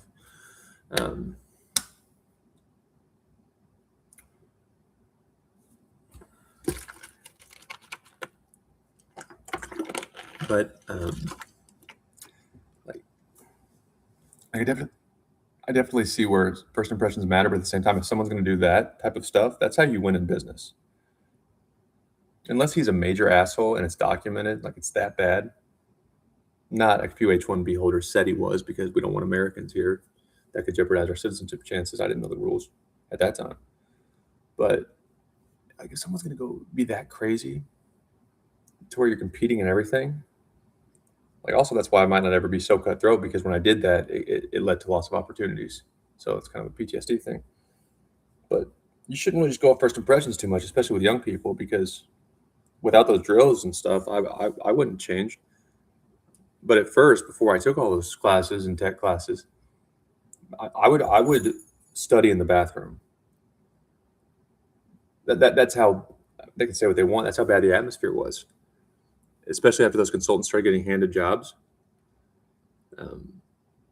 Because when you're a consultant, you have display access, so you can't do anything without the help of associates or full-time workers, and probably a manager being around too. You're not touching anything. And if you do, you are talking to a full-time worker, and you might be giving your input. But when you hand them jobs, like they are us. They have access keys. They have everything. They can read, write, execute, all that shit. So once they're like with us and they already have a job, they don't have anyone forcing them to be reasonable. Now they just want to beat their competition. But instead of like friendly competition with a teammate, it was more like, I will take you out if I have to. So I was more competent by the time they were getting handed those jobs. But we also had office furniture where I could go hide and study on my own without them tapping me on the shoulder. And I do strongly believe some of the less competent former consultants, when an American started to figure it out, they would be more likely to tap on the shoulder or recommend an irrelevant lean specification to read. Like they would do little shit like that. Once I got confident enough, I can tell who's good and bad because the good ones don't fuck with me. But I was so nervous at first because I didn't train in systems. And though those consultants, I'd say about half of them are really good. I don't think there was even really middle ground. I think they were really good consultants. They were really shitty ones. I don't really know how it happened. But most of them, I pretty much divide it, and there's a line. You're on one side or the other.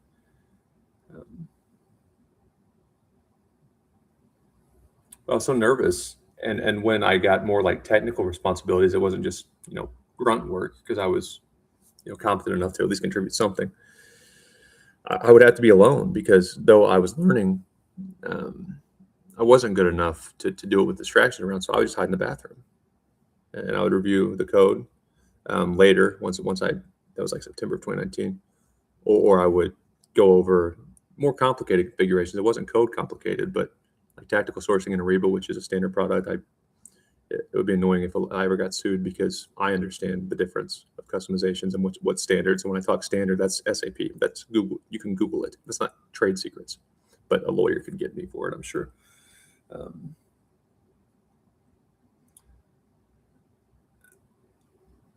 But it was so sad. I remember calling my mom after my first year. My mom sitting in the fucking bathroom because these people, sometimes they don't speak English.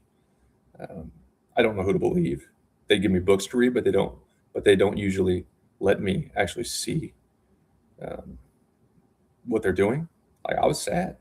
I sit in the bathroom as much as I could. You have a lot of meetings, so since I was at the meetings, it's not like Dayton's vanishing or cheating the system, and we're paying them for nothing. But I was always available for my green lights. Like when systems go live, you get green lights. So you have to be on I mean, not on call, but around your computer. So you can when you get your green light, you do your part. And some of it's so complicated. That's why I hope AI doesn't replace everybody. And it would be a bad decision too, because sometimes those green lights, like the steps, though they were documented, you can kind of follow them. If you fuck it up, or if you get a password wrong, that's a problem. But you don't have to be that skilled to do a lot of those green light steps. So the ones who are really skilled and or more experienced can focus on things that, like this is how it's supposed to work. But if there's something that pops up, all my time and energy will go to that. And little people like me, when we're starting out, we can just do those steps and focus a lot. So it kind of made me feel like I was part of a team. Still, I had to learn those steps in the test environment before we went and, opened a client. Client means it's free for all in the system for a little bit. So you can't just edit shit in the live environment unless the client is open. You have to get a lot of approvals for that, of course. Again, standard SAP, not trade secrets. But my point is, you wouldn't know how good I am or even who I am early on, because they're always talking, sometimes in a different language. And I might have autism. So like when a lot of people are talking at once, like every now and then, like a level 5 person or like 3 promotions above entry level is not usually, it might be a project manager, but doesn't have people reporting. So every now and then, once I worked with someone for a little bit, maybe on a project, but not my direct manager, he or she might say, well, make sure you present that idea in a meeting. Or does Carol or does your boss know that you're doing this? Yeah, I talked about it with her. I did present it in that meeting, remember? And then they all yelled over me. Like basically saying, Dayton, like you're not going to be a tech star, but you're following this better than we thought. So yeah, I can't look you in the eyes because you're all talking at once. Like notice with certain people, I can handle it. But when people would kind of figure out that I was following some of it and they knew how I worked a little bit, not like I'm taking over the meeting, but like they would try to, hey, let it talk. But had I gotten started in operations or something that wasn't just semicolons and fucking loop commands and classes and methods and all this stuff that was foreign to me, I would have been a different person. So a lot of times it is contextual, and to just write people off is very dangerous. And also, what if that's your competitor? What if that's Elon Musk one day? I digress a little bit, but everything I did was chess. It was a total accident. But since age 20, I was interning when I was 20, but it was still, I was around it. And when I got into that world full time and had access, that's if then else, and then a lot more, just different ways to look at if then else statements, in my opinion. Even non-code stuff. It's if we put this here, then we put that there or take that off there. If we add this field to this report, then is the customer satisfied? It's just everything in tech. Any way you spin it, whether it's code, whether it's configurations, whether it's project decisions, whether it's listening to a manager talk about a landscape and how the systems will talk, or budgeting, everything is just, it's very much logical. And I was on the only team at a corporation, not just that corporation, but any corporation, any large corporation, I was on the only fucking team. And I thought about this, I tried to poke holes in this a lot. The only team that, like, for sure, nobody gave a shit about. That sounds awful, and I liked all the people I work with. They're very good. But I mean, in terms of, it's not that they don't matter. It's like just by nature of what that team does, it's not making money for the company directly. Like every other team in some way, some more than others, like sometimes, you might have an operations person that is actually over a facility and numbers are all they're evaluated on. And then you might have somebody that supports that facility or runs a part of that facility. Like everything's making money. I just happened through the internships to end up in the only department that doesn't make money, which is indirect procurement. So since that's the case, unless there was a fire drill, like I had so much free time, and it's not that cutthroat. So I could study, I could play around sandboxes. Whereas other places in tech, had I got in there, I wouldn't have had time to learn anything about systems. I would just learn my part of the system, not any principles or anything that would make me a good engineer, which I think I could still be competent. But all the other teams, there would have been more eyeballs on it. What's he doing? Even from the beginning, we're paying you We need money. We need returns. You can't just hang out. And there wouldn't be so much dead time because instead of supporting projects and reacting to what the stores or the customer wants, which means there's back and forth. The customer doesn't want anything or it's not clear. We have to wait till those little things are ironed out or we can't work because they're the customer. So like our customer was our coworkers in a way. Whereas for everyone else, the customer is the customer. So just by pure accident, I had more of an opportunity to do this type of shit, like this type of thinking. And the issue with starting later in chess is not starting later in chess, is that you had no relevant experience. Table games dealer would be another really good job to try to find people. Because though I might sound arrogant when I'm talking about the Webster band and Shahadi calling it out, I would prefer America do well. And I don't think Shahadi's a bad person.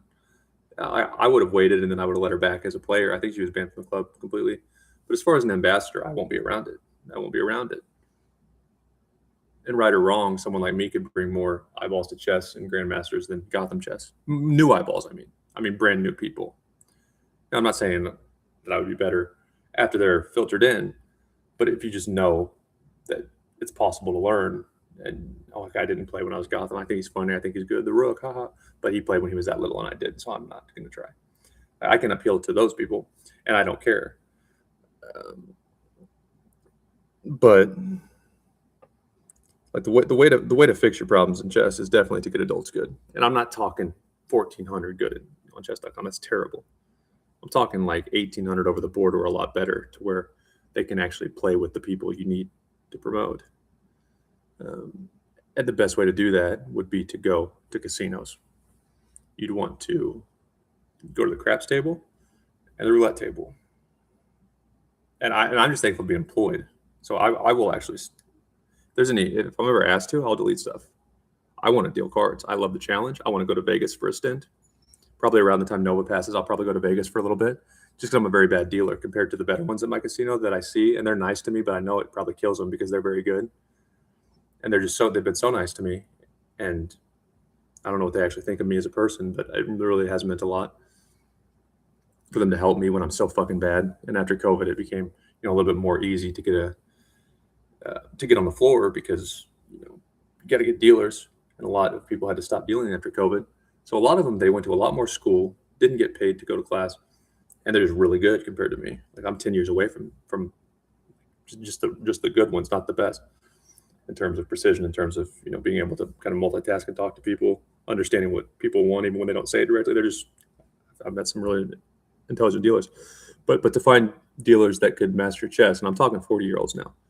I think I'd say 30 years. I think Susan Polgar was right in her interview with, I don't know if it was Dina or Alex, but if someone had no experience at age 30, that's probably like the latest you could possibly turn a competent and intelligent adult into a grandmaster with no understanding of chess. 30 years old, but the person probably has some natural ability, doesn't know how the pieces move. 30 years old seemed to be what Susan Polgar thought. Yeah, I could still probably turn that into a grandmaster if there was an opportunity to do it full time. And I would argue, if the individual were 40 but has dealt craps since he or she was 21, still doesn't know how the pieces move at 40, but has been a craps dealer, maybe a systems engineer, though I'm starting to think that dealing cards is the best training in the world. Even better than chess lessons for chess, I'm serious. It's seeing other people's perspectives, it's anticipating. Sometimes if things get too full, even a really experienced good dealer, like you're going to have to slow down a little bit to figure out some of those things. So you got to learn like which one is, which one might I struggle to calculate very quickly. Okay, if that hits, I'm here. You just got to be so on the ball that I think a dealer might be the most applicable job to chess. I really do. So you got to find things that imitate the endeavor that you want an adult to master, that you think it's impossible if he or she didn't start as a kid. Chess in this case. And you'd want to go to the craps table at the biggest casinos in America and or roulette, and you'd want to throw curveballs, not cheat, but make it as difficult as possible. Like change your bets, change your mind, ask for the money back, rebet it. drop it. I mean, just however you can fuck with the dealer the most. And you want to see who handles that quickly and with limited stress. And those are the ones who would master chess, even if they were 40 and they never saw how a pawn moved or anything. I promise. They're too fucking sharp. I'm so high on dealers, it's ridiculous. I'd say the best technical minds are certainly in Silicon Valley, but I mean, there's a few that I would say are right up there with them. And I don't know that the very best technical experts I can think of would be able to deal craps well, even given a lifetime. But I do think every really good craps dealer dice. I'm not talking just because you can do the calculations. I'm talking the anticipation, the just the planning, everything. I do think every single elite craps dealer, if he or she chose to go to college or got a few years to train in corporate tech, I do absolutely believe every elite craps dealer in America could at least be a strong engineer, but more likely one of the better technical experts. That's how impressed I am by good dealers. And you'd want to turn them into masters. That would grow your game more than bitching about it or calling men out. See this over 2100. Move on to bullet.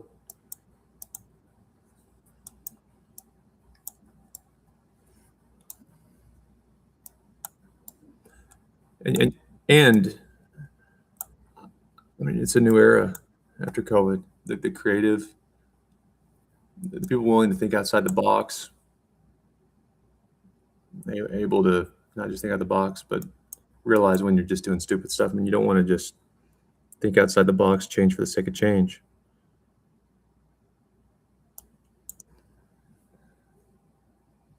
They'll win. It's impossible to get people to care about chess, get people good in adulthood. No. We'll try a lot of marketing tactics. We'll spend a lot of money on anything, but we're not going to waste time trying to get adults good because it's impossible. No, it's the person that says, how can I do that? And figures it out in every industry. But also within reason, because otherwise just be wasting time and budget.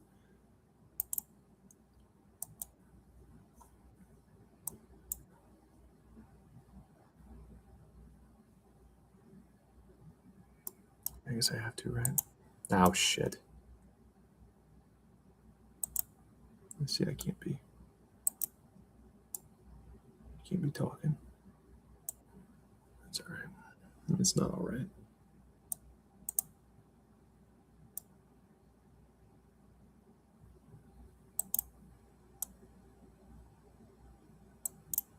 All right, no more talking. Let's get 2 wins here. 2 wins, some bullet.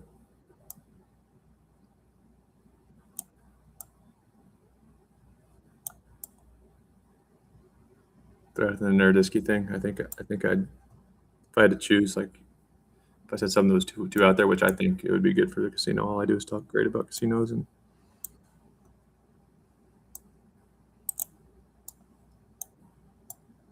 but yeah, I would rather just deal crabs than to end up in a situation like Daniel was in. It's not worth it. That's how life works too. Unfortunately, you can want something and you can work for something, and then right when you just don't give a fuck anymore, that's when finally you get your chance, and then you're just done. And that's how love works. That's how career advancement works. That's just how life works. And you're just completely done with it. So you start catching every freaking break.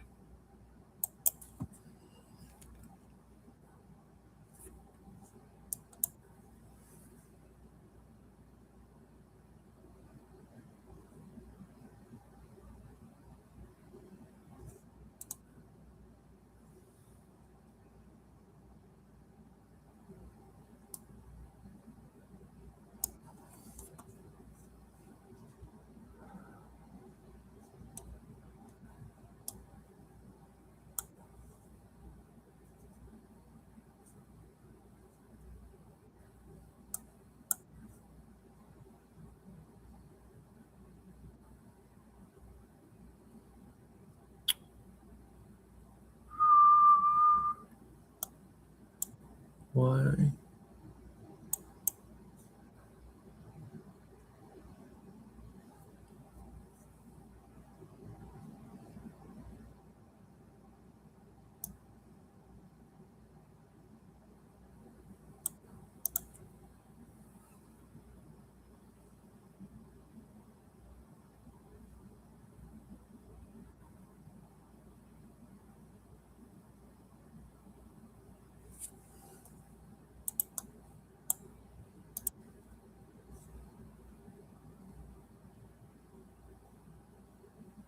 Okay.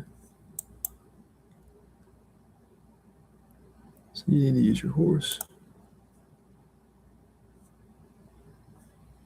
Remember, I have some time advantage, so I'm probably not going to trade him.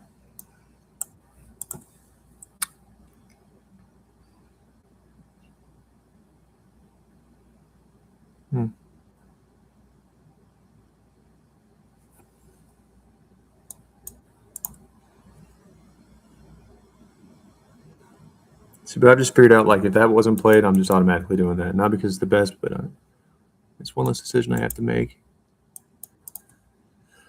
That is annoying because it can mess up your pawn structure. But I'm not that good at actually playing chess, like real chess.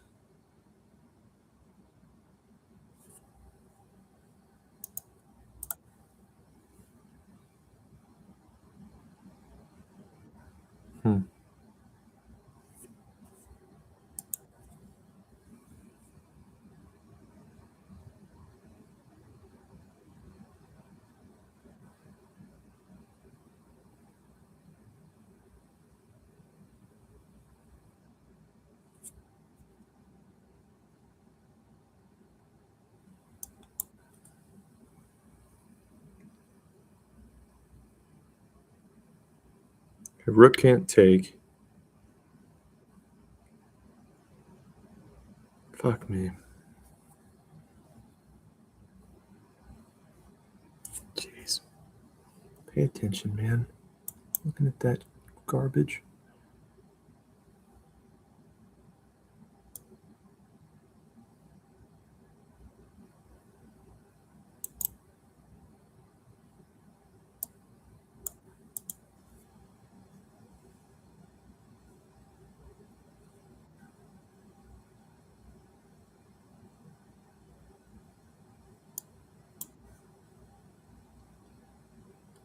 Jeez.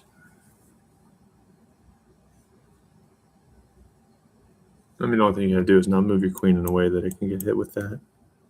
So basically not there. Not there, there. Okay, that's the only thing you couldn't do, I'm pretty sure.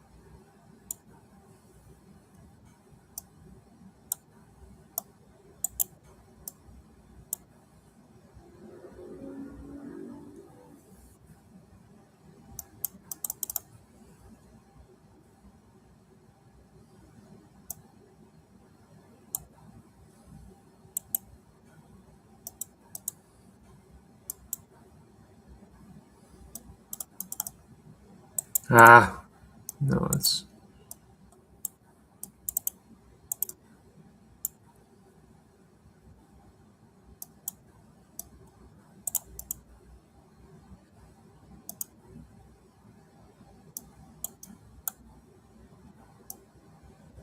See, these people are so bad.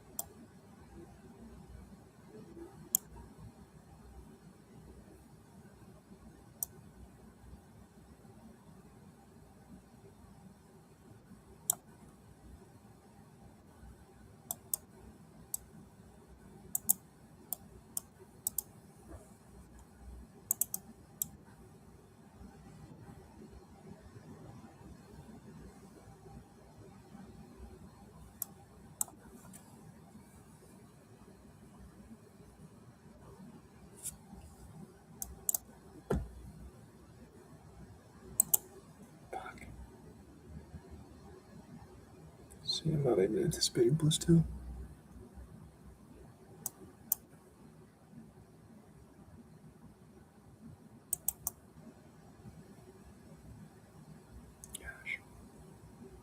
All right, focused and let's win one here.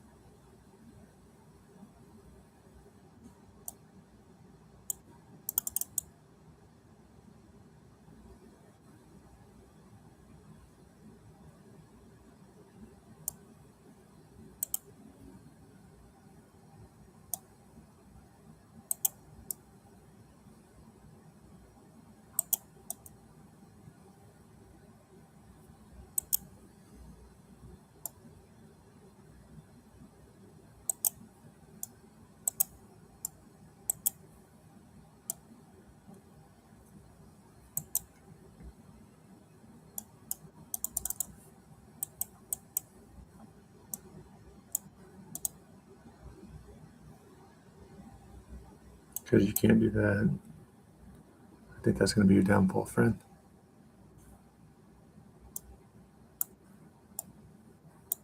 So good recovery or a decent recovery.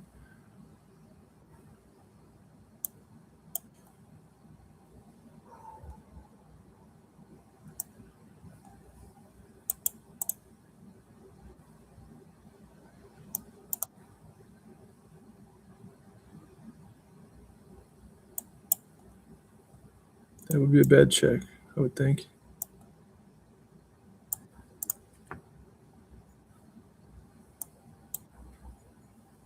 You're good, Nobi. You're a good girl. You're good, baby. She good puppy. She good puppy. She a real good puppy. Reconnecting. Nova, you on a cord? What am I talking about? Oh, that's my power cord. You can't mess up the Wi-Fi.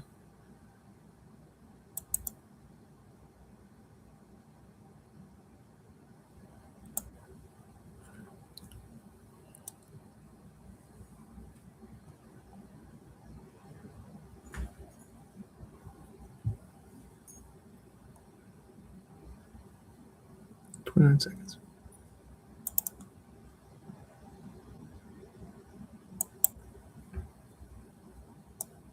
Clown. Damn clown. You're an utter clown.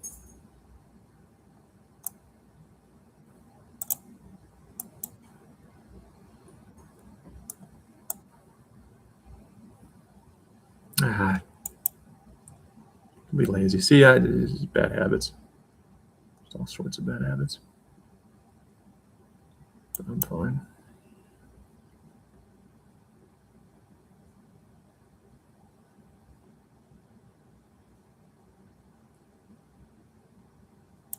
There's some controversy going on. I guess Magnus Carlsen / Take is getting into playing chess instead of just promoting it or whatever their role was. Okay, back over 2100. Great. I guess that pissed chess.com off because they're paying him to be an ambassador, which makes sense. But I'm pretty invested in chess.com, at least staying alive. Oh shit. Because I want to get a lot of adults on here, and all my games are logged, so I can't rewind time. It's going to be a real awkward relationship because I don't ever want to speak to them ever. But I'm going to end up in the top 10, well into the top 10,000 on their platform.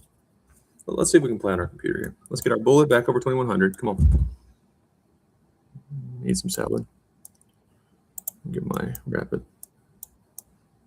back over 2100, most likely tonight.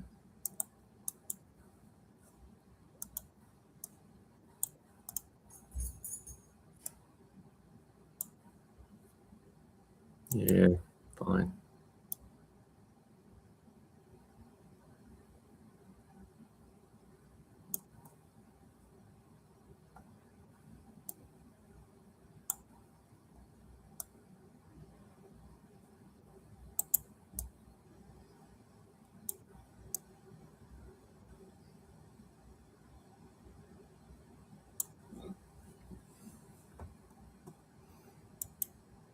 Can't do that. Be a really amateur move. Okay, well.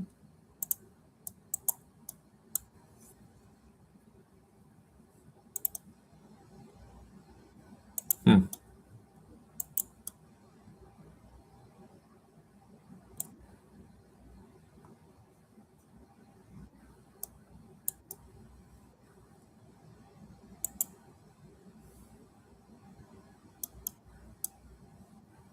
Shit.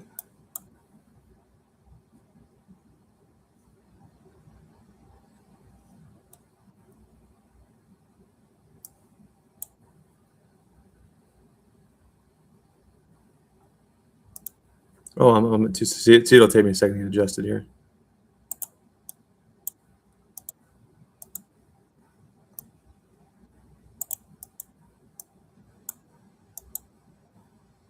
Yeah.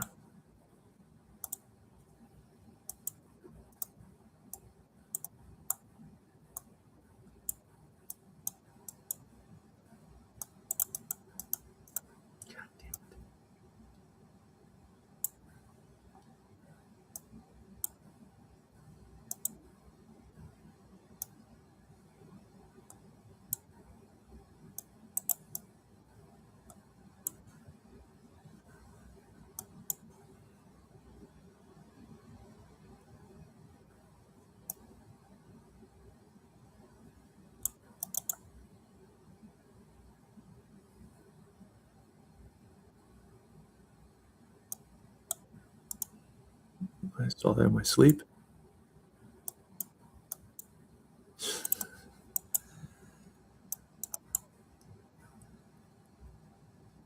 Clown.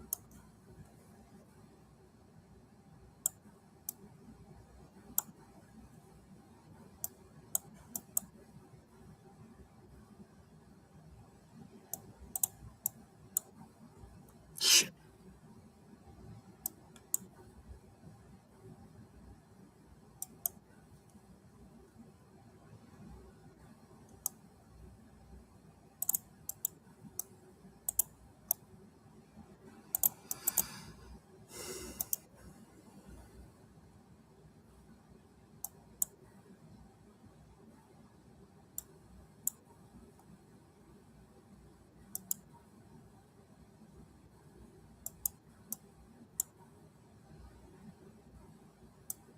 Yeah, I don't care, man.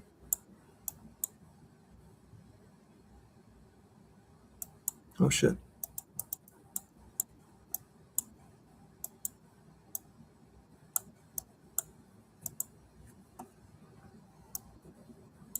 God damn it. See, slow down. Slow down.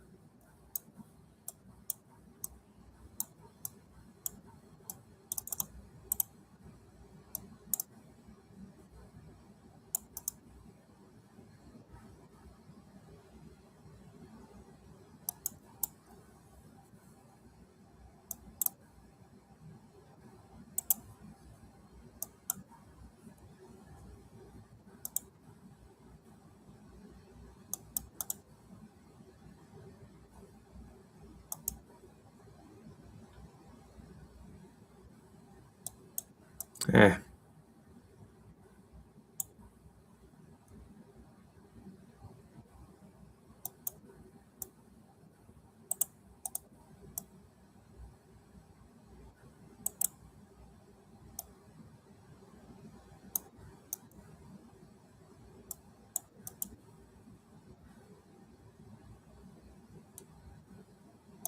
This looks lovely.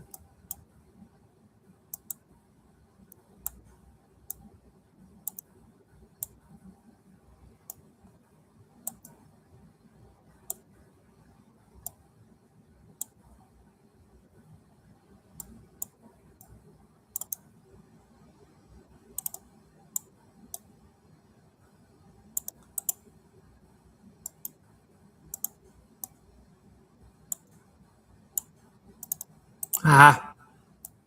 Oh, not on, still there. We're good.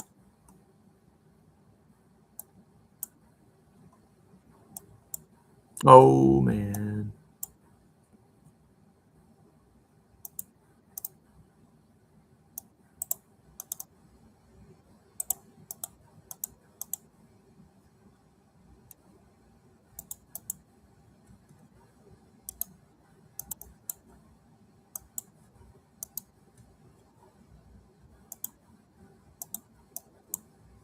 I get the draw there at least.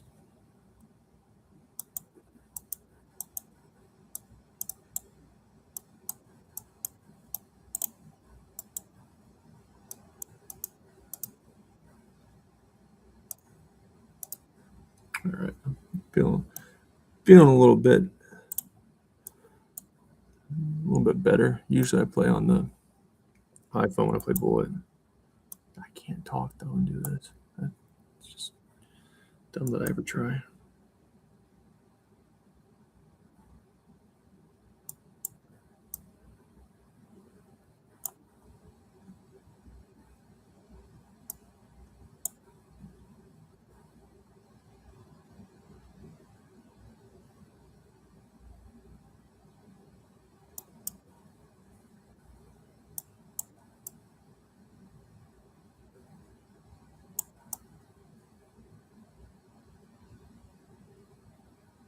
It's pretty poor of you.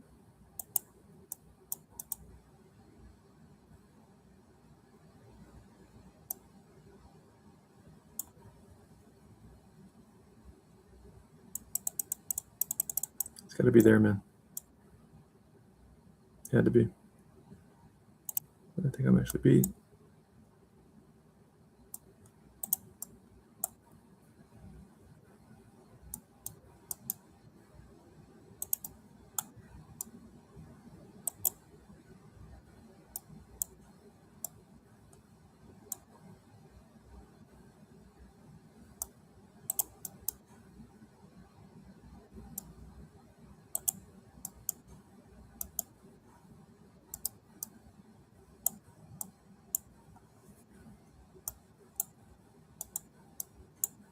Oh shit.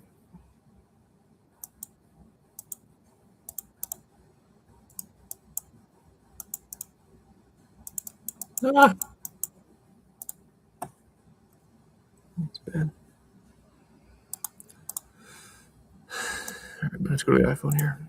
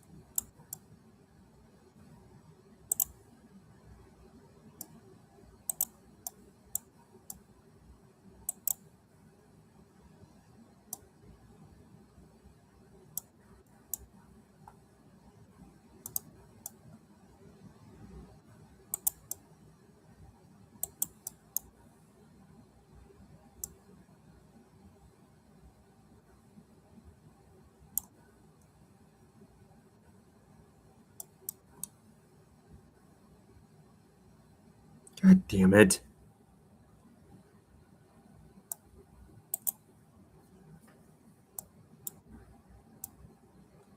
So terrible. And I'm behind the clock.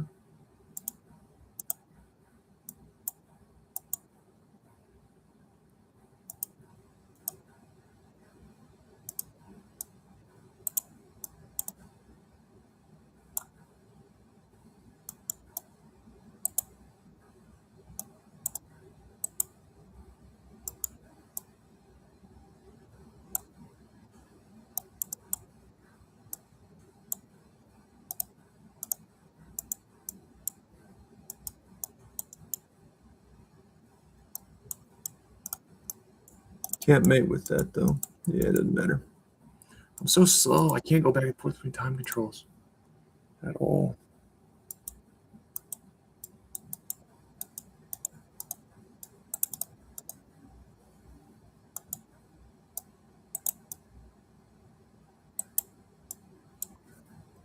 Roll.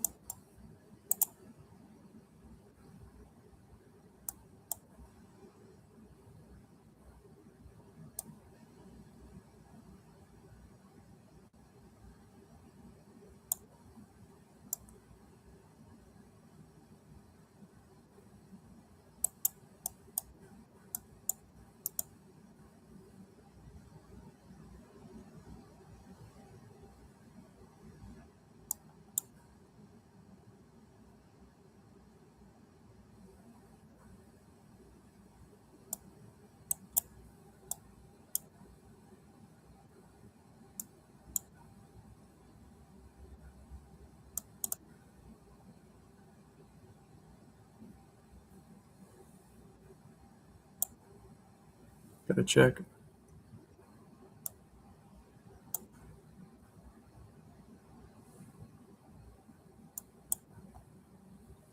Nope.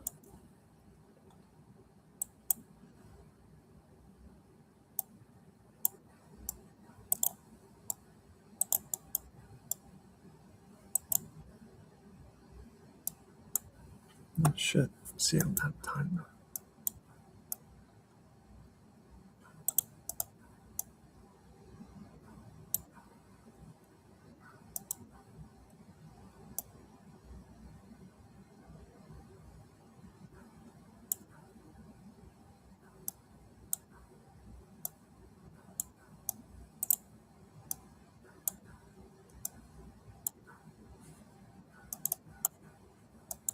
God damn it. I'm so slow.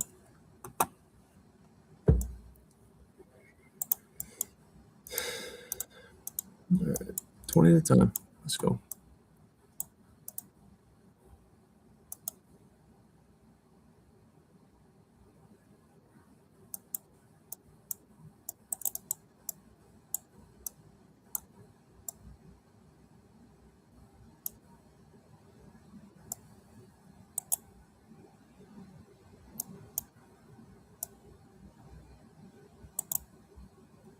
I'll stop playing for cheap tricks here.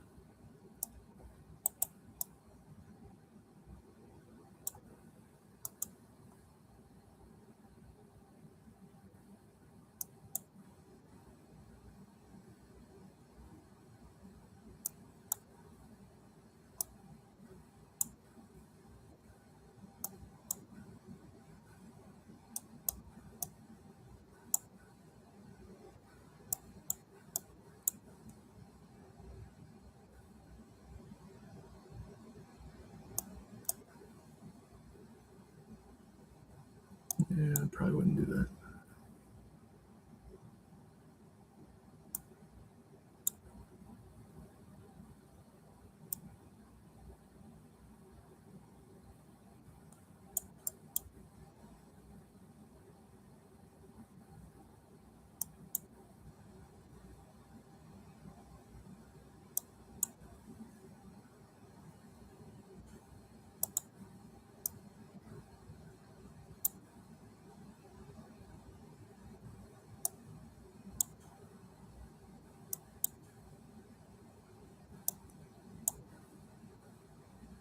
No, but stop. It's just the fucking chess pieces, babe.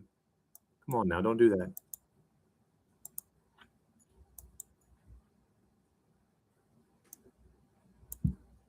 No, but stop it, girl. Stop. I know. It's hard on a puppy. I know. I know it is.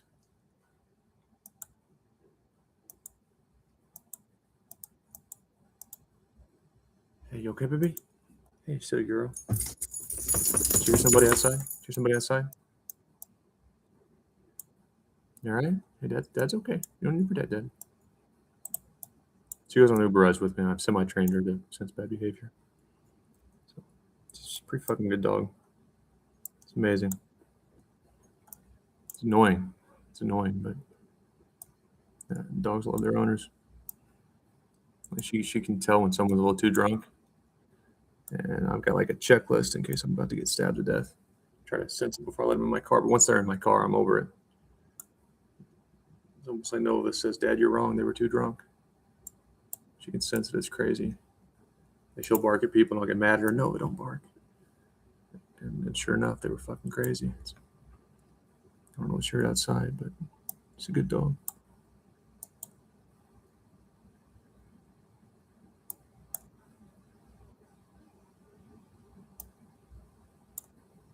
Yeah, baby girl. Is she my friend? She's my best friend, I know. She good. She didn't do anything wrong. No, never.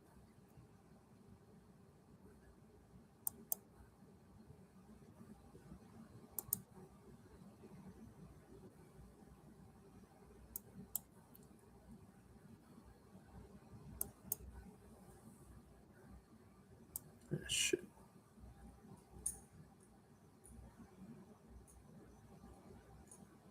God dang it. I'm out of time. I'm still in blitz mode. See, my brain does that. I know my dog's riled up.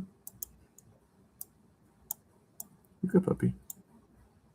Perfect example. Couldn't have scripted that. A lot of variables. I guess some were crazy like me.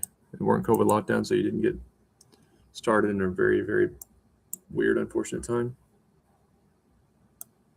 See, you didn't waste your time doing this because sometimes they're good, sometimes they're trash. You're a good puppy dog. I'm telling you, someone can figure this shit out. Me at 25 without all the bad luck, like I mentioned. Stop it, girlfriend. She's so silly. She's so pretty, but she's so silly. What do you want?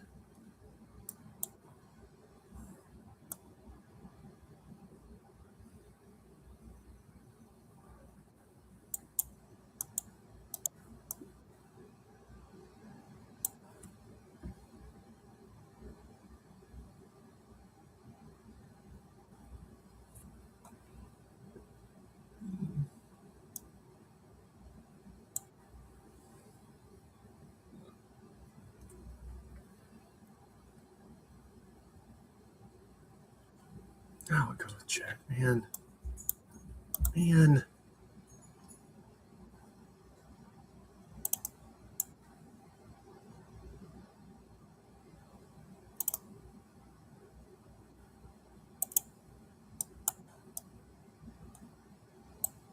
Yep.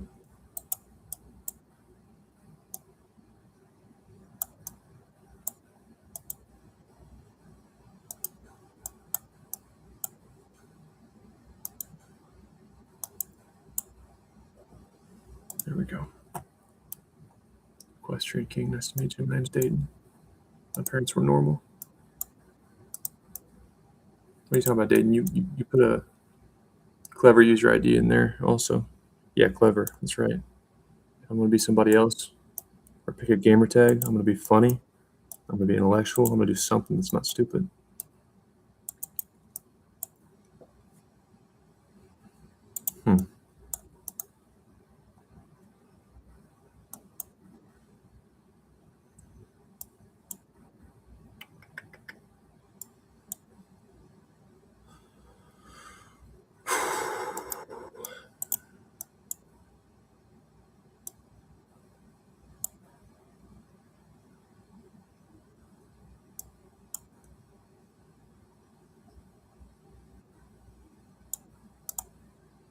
All right, so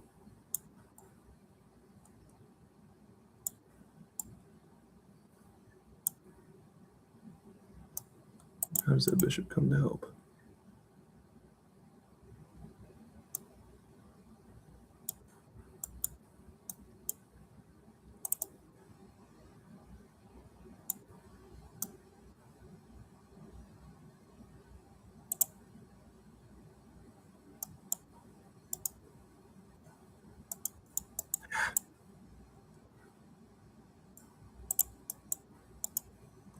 See, now you just kill me.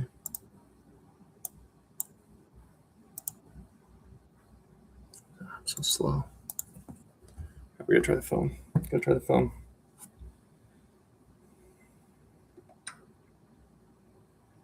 Actually, you know what? Let's do something intelligent, Dayton. Your brain's too tired for this.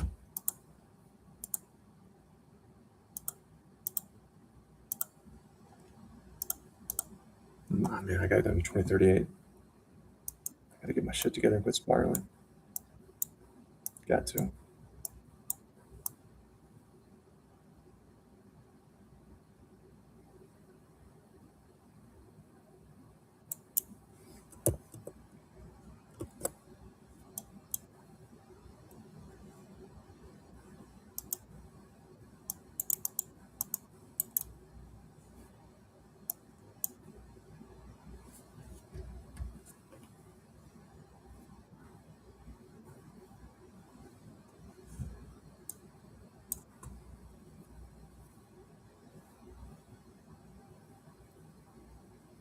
people say the president, Donald Trump. Shut the fuck up. It's concerning. A bunch of 19-year-olds have no life experience. You're getting a bunch of cult-like followers. It's much safer to have Charlie, man. And I didn't agree with Charlie that much. I didn't listen to all of it. It's concerning what his opposition thought.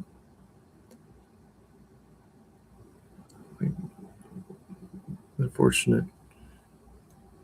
Truth is, wars happen for a reason, and life's not always nice. And we've got a bunch of 19-year-olds that think you can just debate to debate our way out of every issue. It's gonna be bad. I think we're probably fucked. Most likely, maybe not.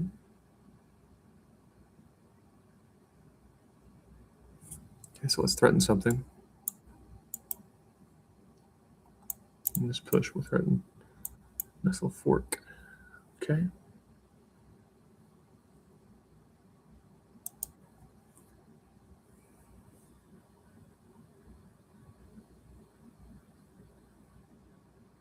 See, now I can overload that pawn. That's why those wing pawn pushes are nice.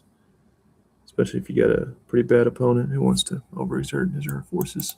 Because now I just got pawns. Target of mine's not in danger. And your king's not safe. I'm going to kill you. Okay, so you forgot about the pen, which makes me again question your intellect. But it's also not my problem.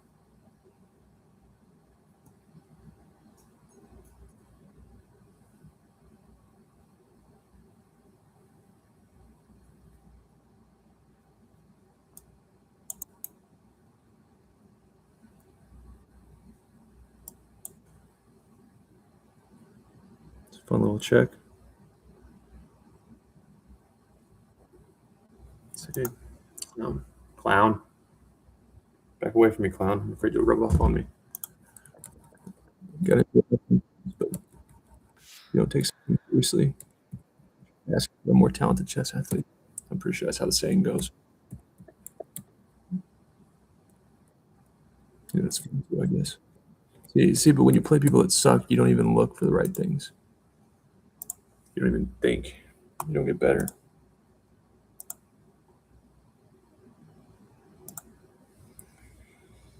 If I get my Blitz and Rapid back over 2100, I could be okay with that. Because Bullet, if you just lock in for an hour, that could be 2200 again.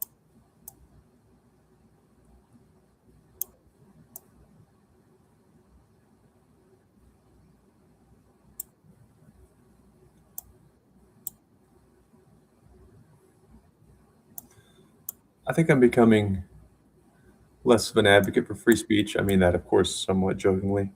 Listening to some of those 19-year-olds talk, the problem is, like, they did probably take high school speech and debate.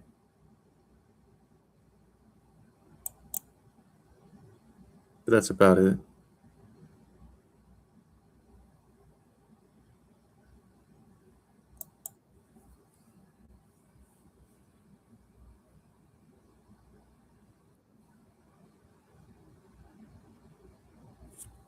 All right.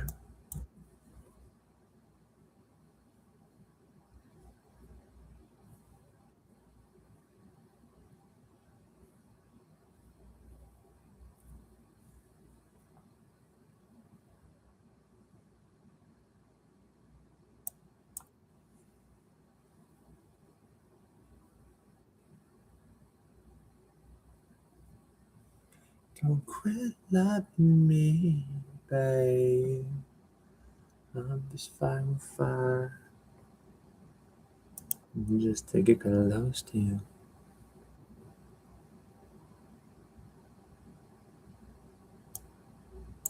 I'm not castled yet.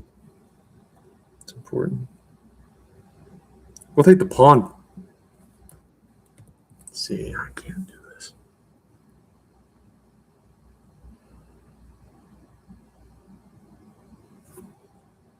And the right way to play it is here. And then double, but let's just do it. Double my pawns. I'll think. I'll actually work a little bit. Whatever if I have to. So I'm not happy about it.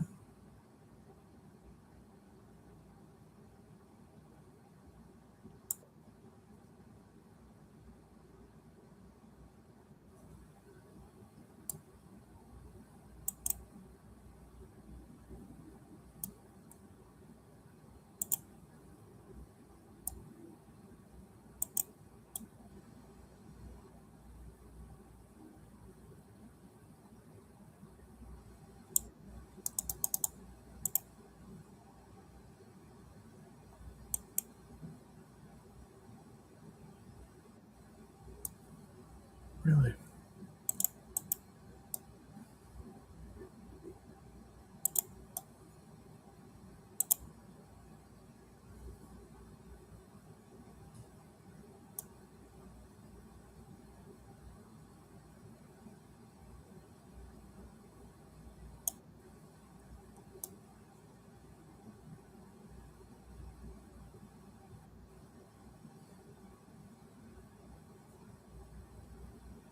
God damn it, Dayton.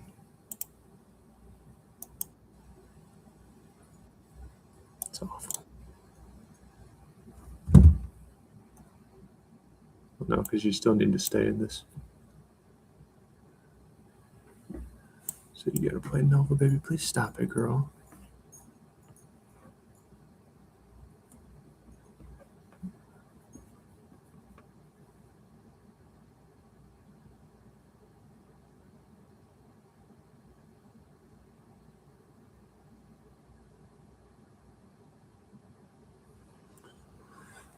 This is screwed.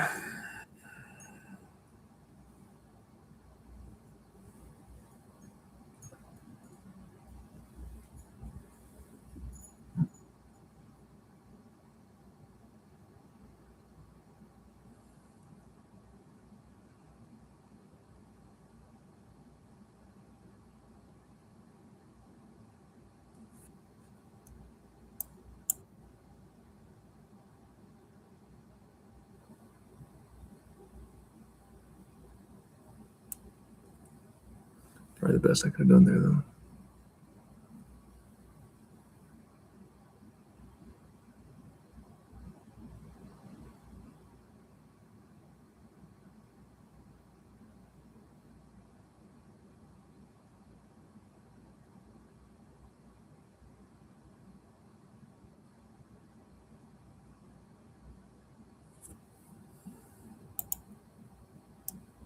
No, now I got a little bit of hope.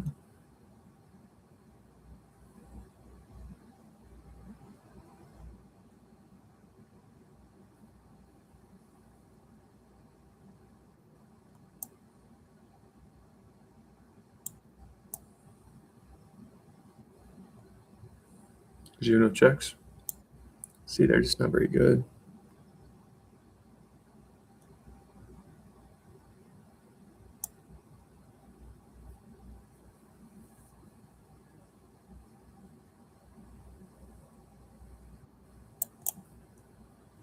Yeah, that's probably the right play, actually. Okay, so I can't let you out now. So to do that, if I play here, you can go there, and then you can escape my wrath, which means I need to go here. Yeah.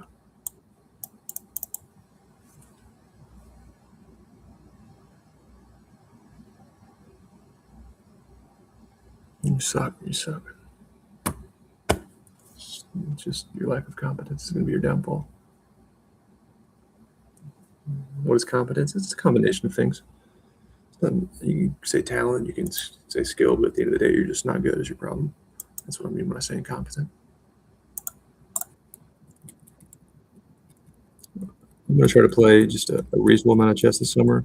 Disc golf, get back into good racquetball form. A division. I'm a low end A player, or I was when I was just playing some.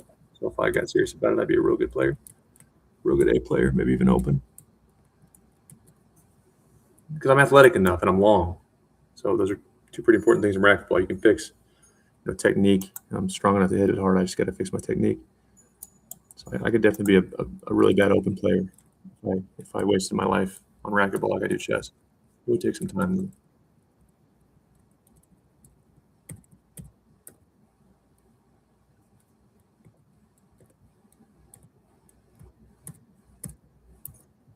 See, that's where you screwed up. How can you think that's okay at all? But then I'll come back healthy, rested, and give chess at least one more run. If I do stop playing chess after I get to 1800, which I'm telling you, the call it out movement, I mean, I'll say what I want. I do not care at all. Take my membership because if you let that shit back, it tells me I might dedicate all of my 30s and then get called out. So just do it now. Fuck you. Stupid. It's very stupid. But I will just go play in prisons. I'll go play with prisoners. That's where I could have been ended up during COVID. Not that chess is like the solution to everything, but it's just kind of like a smoking hot girl. All our friends, you're so out of his league. Why are you fucking with him, babe? I'm like, let's go to Orlando. Let's whatever the girls say these days, whatever the hot spots for quality men are. There's no good men out there dating. Blah blah blah. Goodness, ladies, I get it. Life's hard for you, isn't it?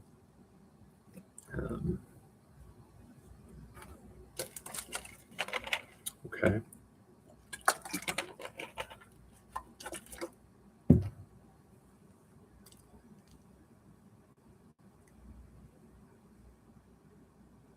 But anyway, chess was kind of like that. What do you even see? What do you even see in him? Like, babe, you're hot and you're still young, but even when you're not young, you're gonna be just maybe even hotter. So why would you date a loser? It's not that chess is a loser. I didn't mean that. But the point is just something to get you by, and then you end up falling in love. That's my relationship with chess.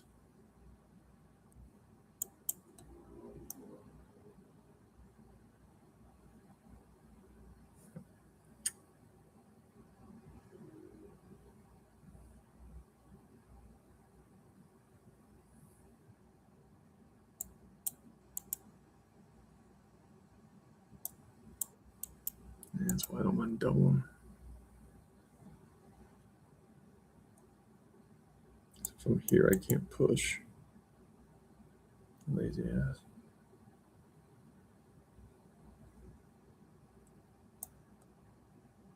Now I am going to play that move. Now I'm going to break. Break!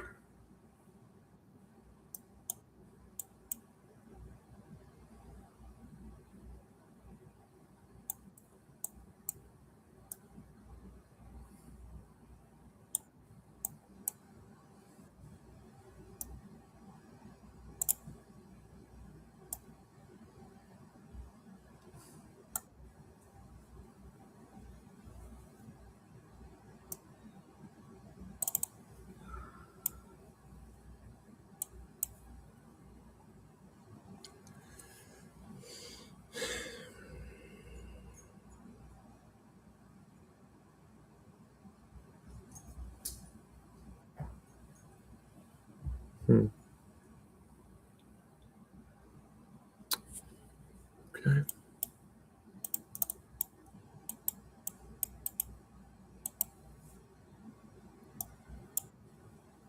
Even if that's not the right move, it's a good habit to get into. Go forward.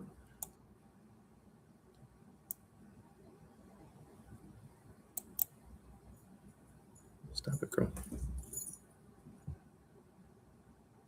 I got the door open. If you want out, you can go out. You want to keep me in here? Never keep me in here.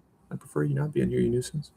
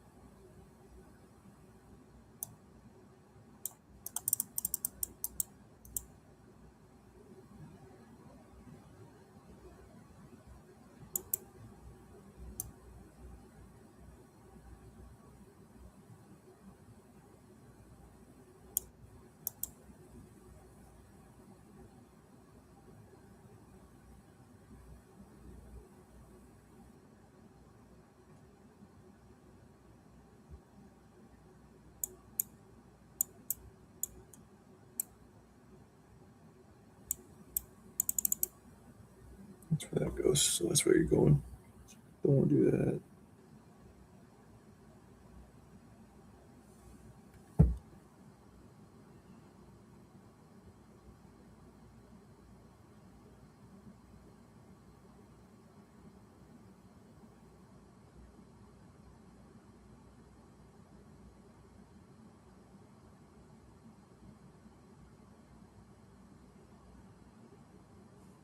$2,055.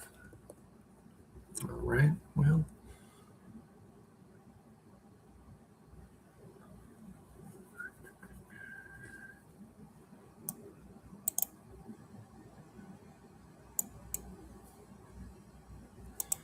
It's just gonna kill me. So I'm in the same problems. I think I'll do here or here, which is pretty ballsy. So I can't do that. So let's go here. I'm going backwards. So most likely we'll go here, and we'll go here.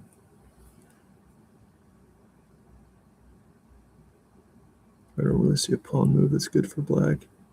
And most likely be a king pawn move. King pawn move, if anything. Yeah, you bastard. But then I'm here. Huh. So your checks.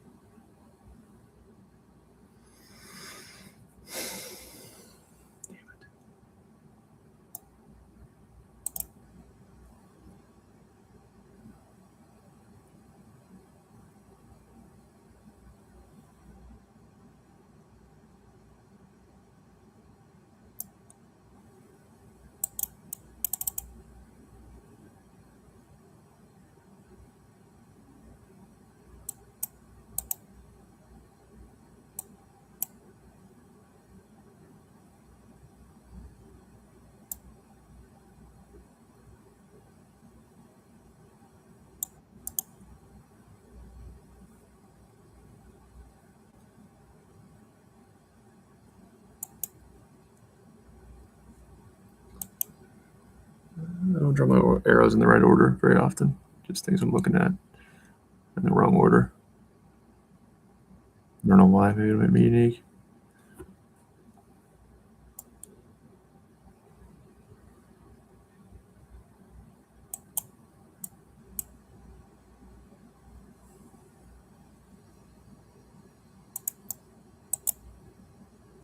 No, it's covered though. Okay.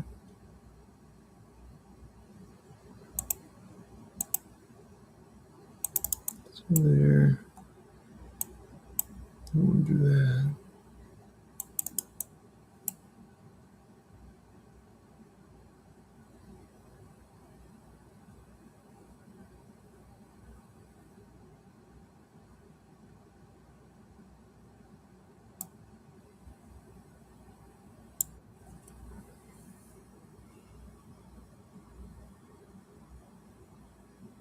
I guess I'm trying to draw. I'll be very lucky to draw.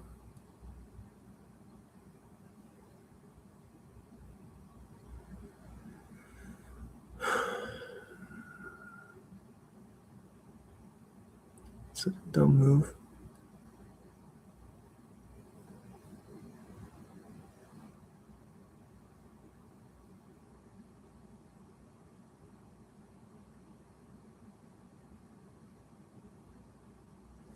So if you're here, the rook's gonna come back. What am I doing?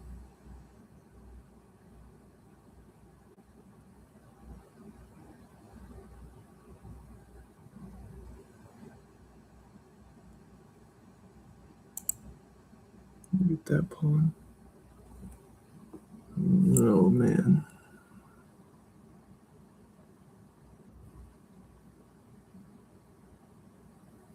That's super lucky.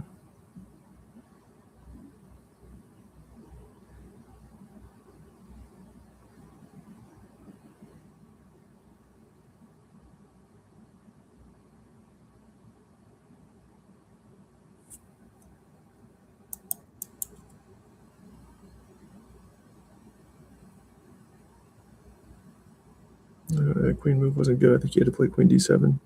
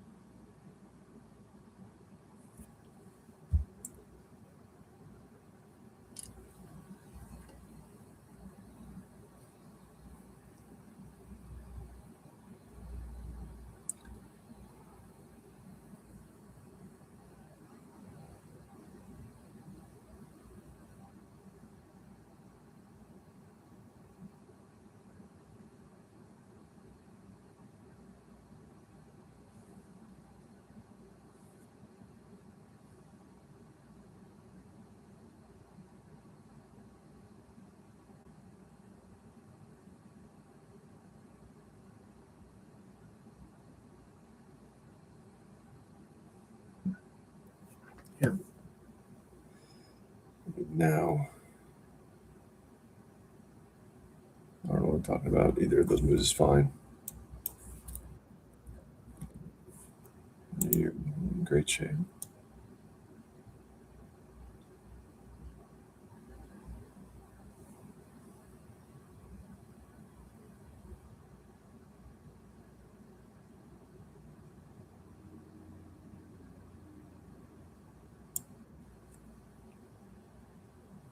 Uh-oh. That's awful.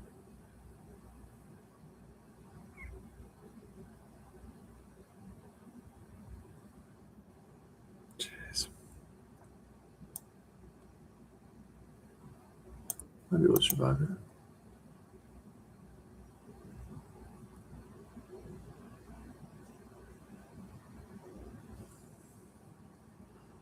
Of course, white has to see the draw I can force if I take on e, or if I get on the dark square on e1, and just get checks to the king if the rook's not there anymore.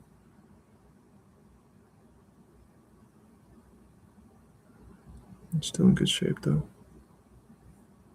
Still fine.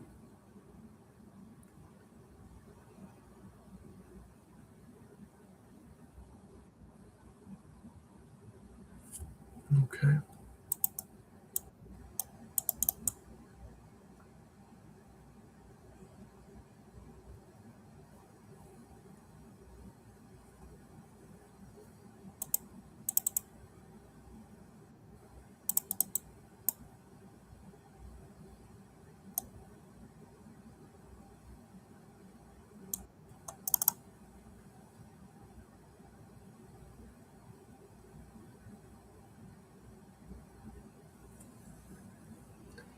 Three minutes, plenty of time.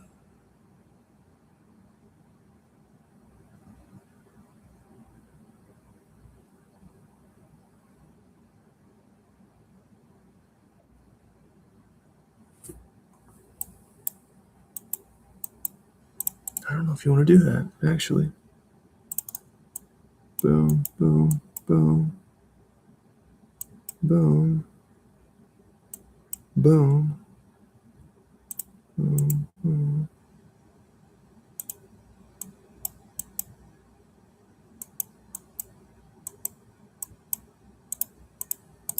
I think I can actually take that.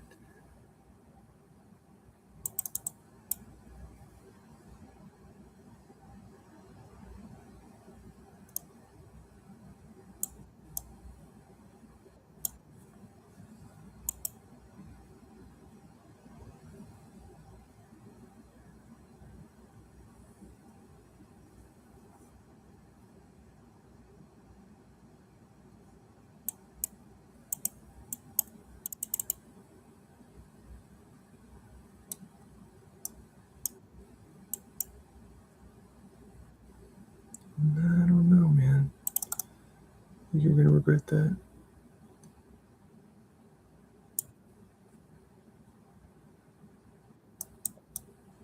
Now you got me.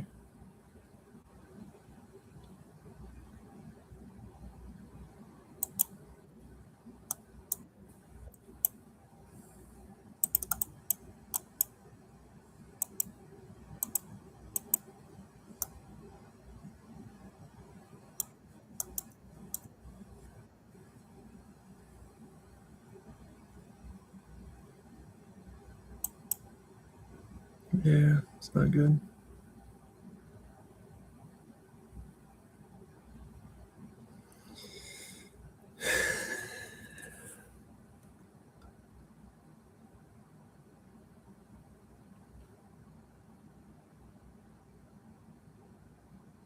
So queen e2.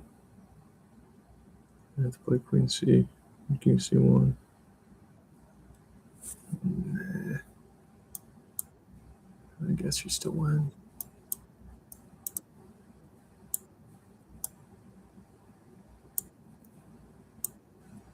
Thing is, I can get all of them, right? Nah, you can get my pawn. So I'm gonna lose.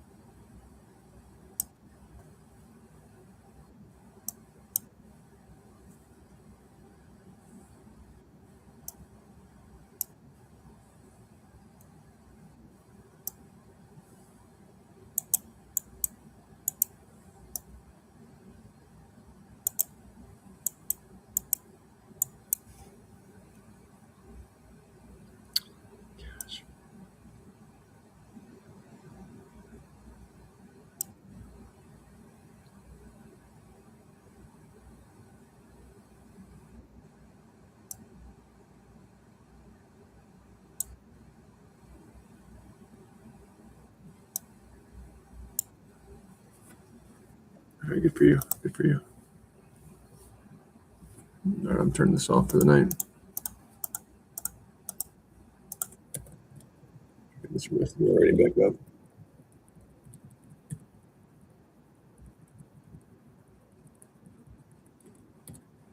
So this was some lazy ass bullet chess move. Completely screwed me.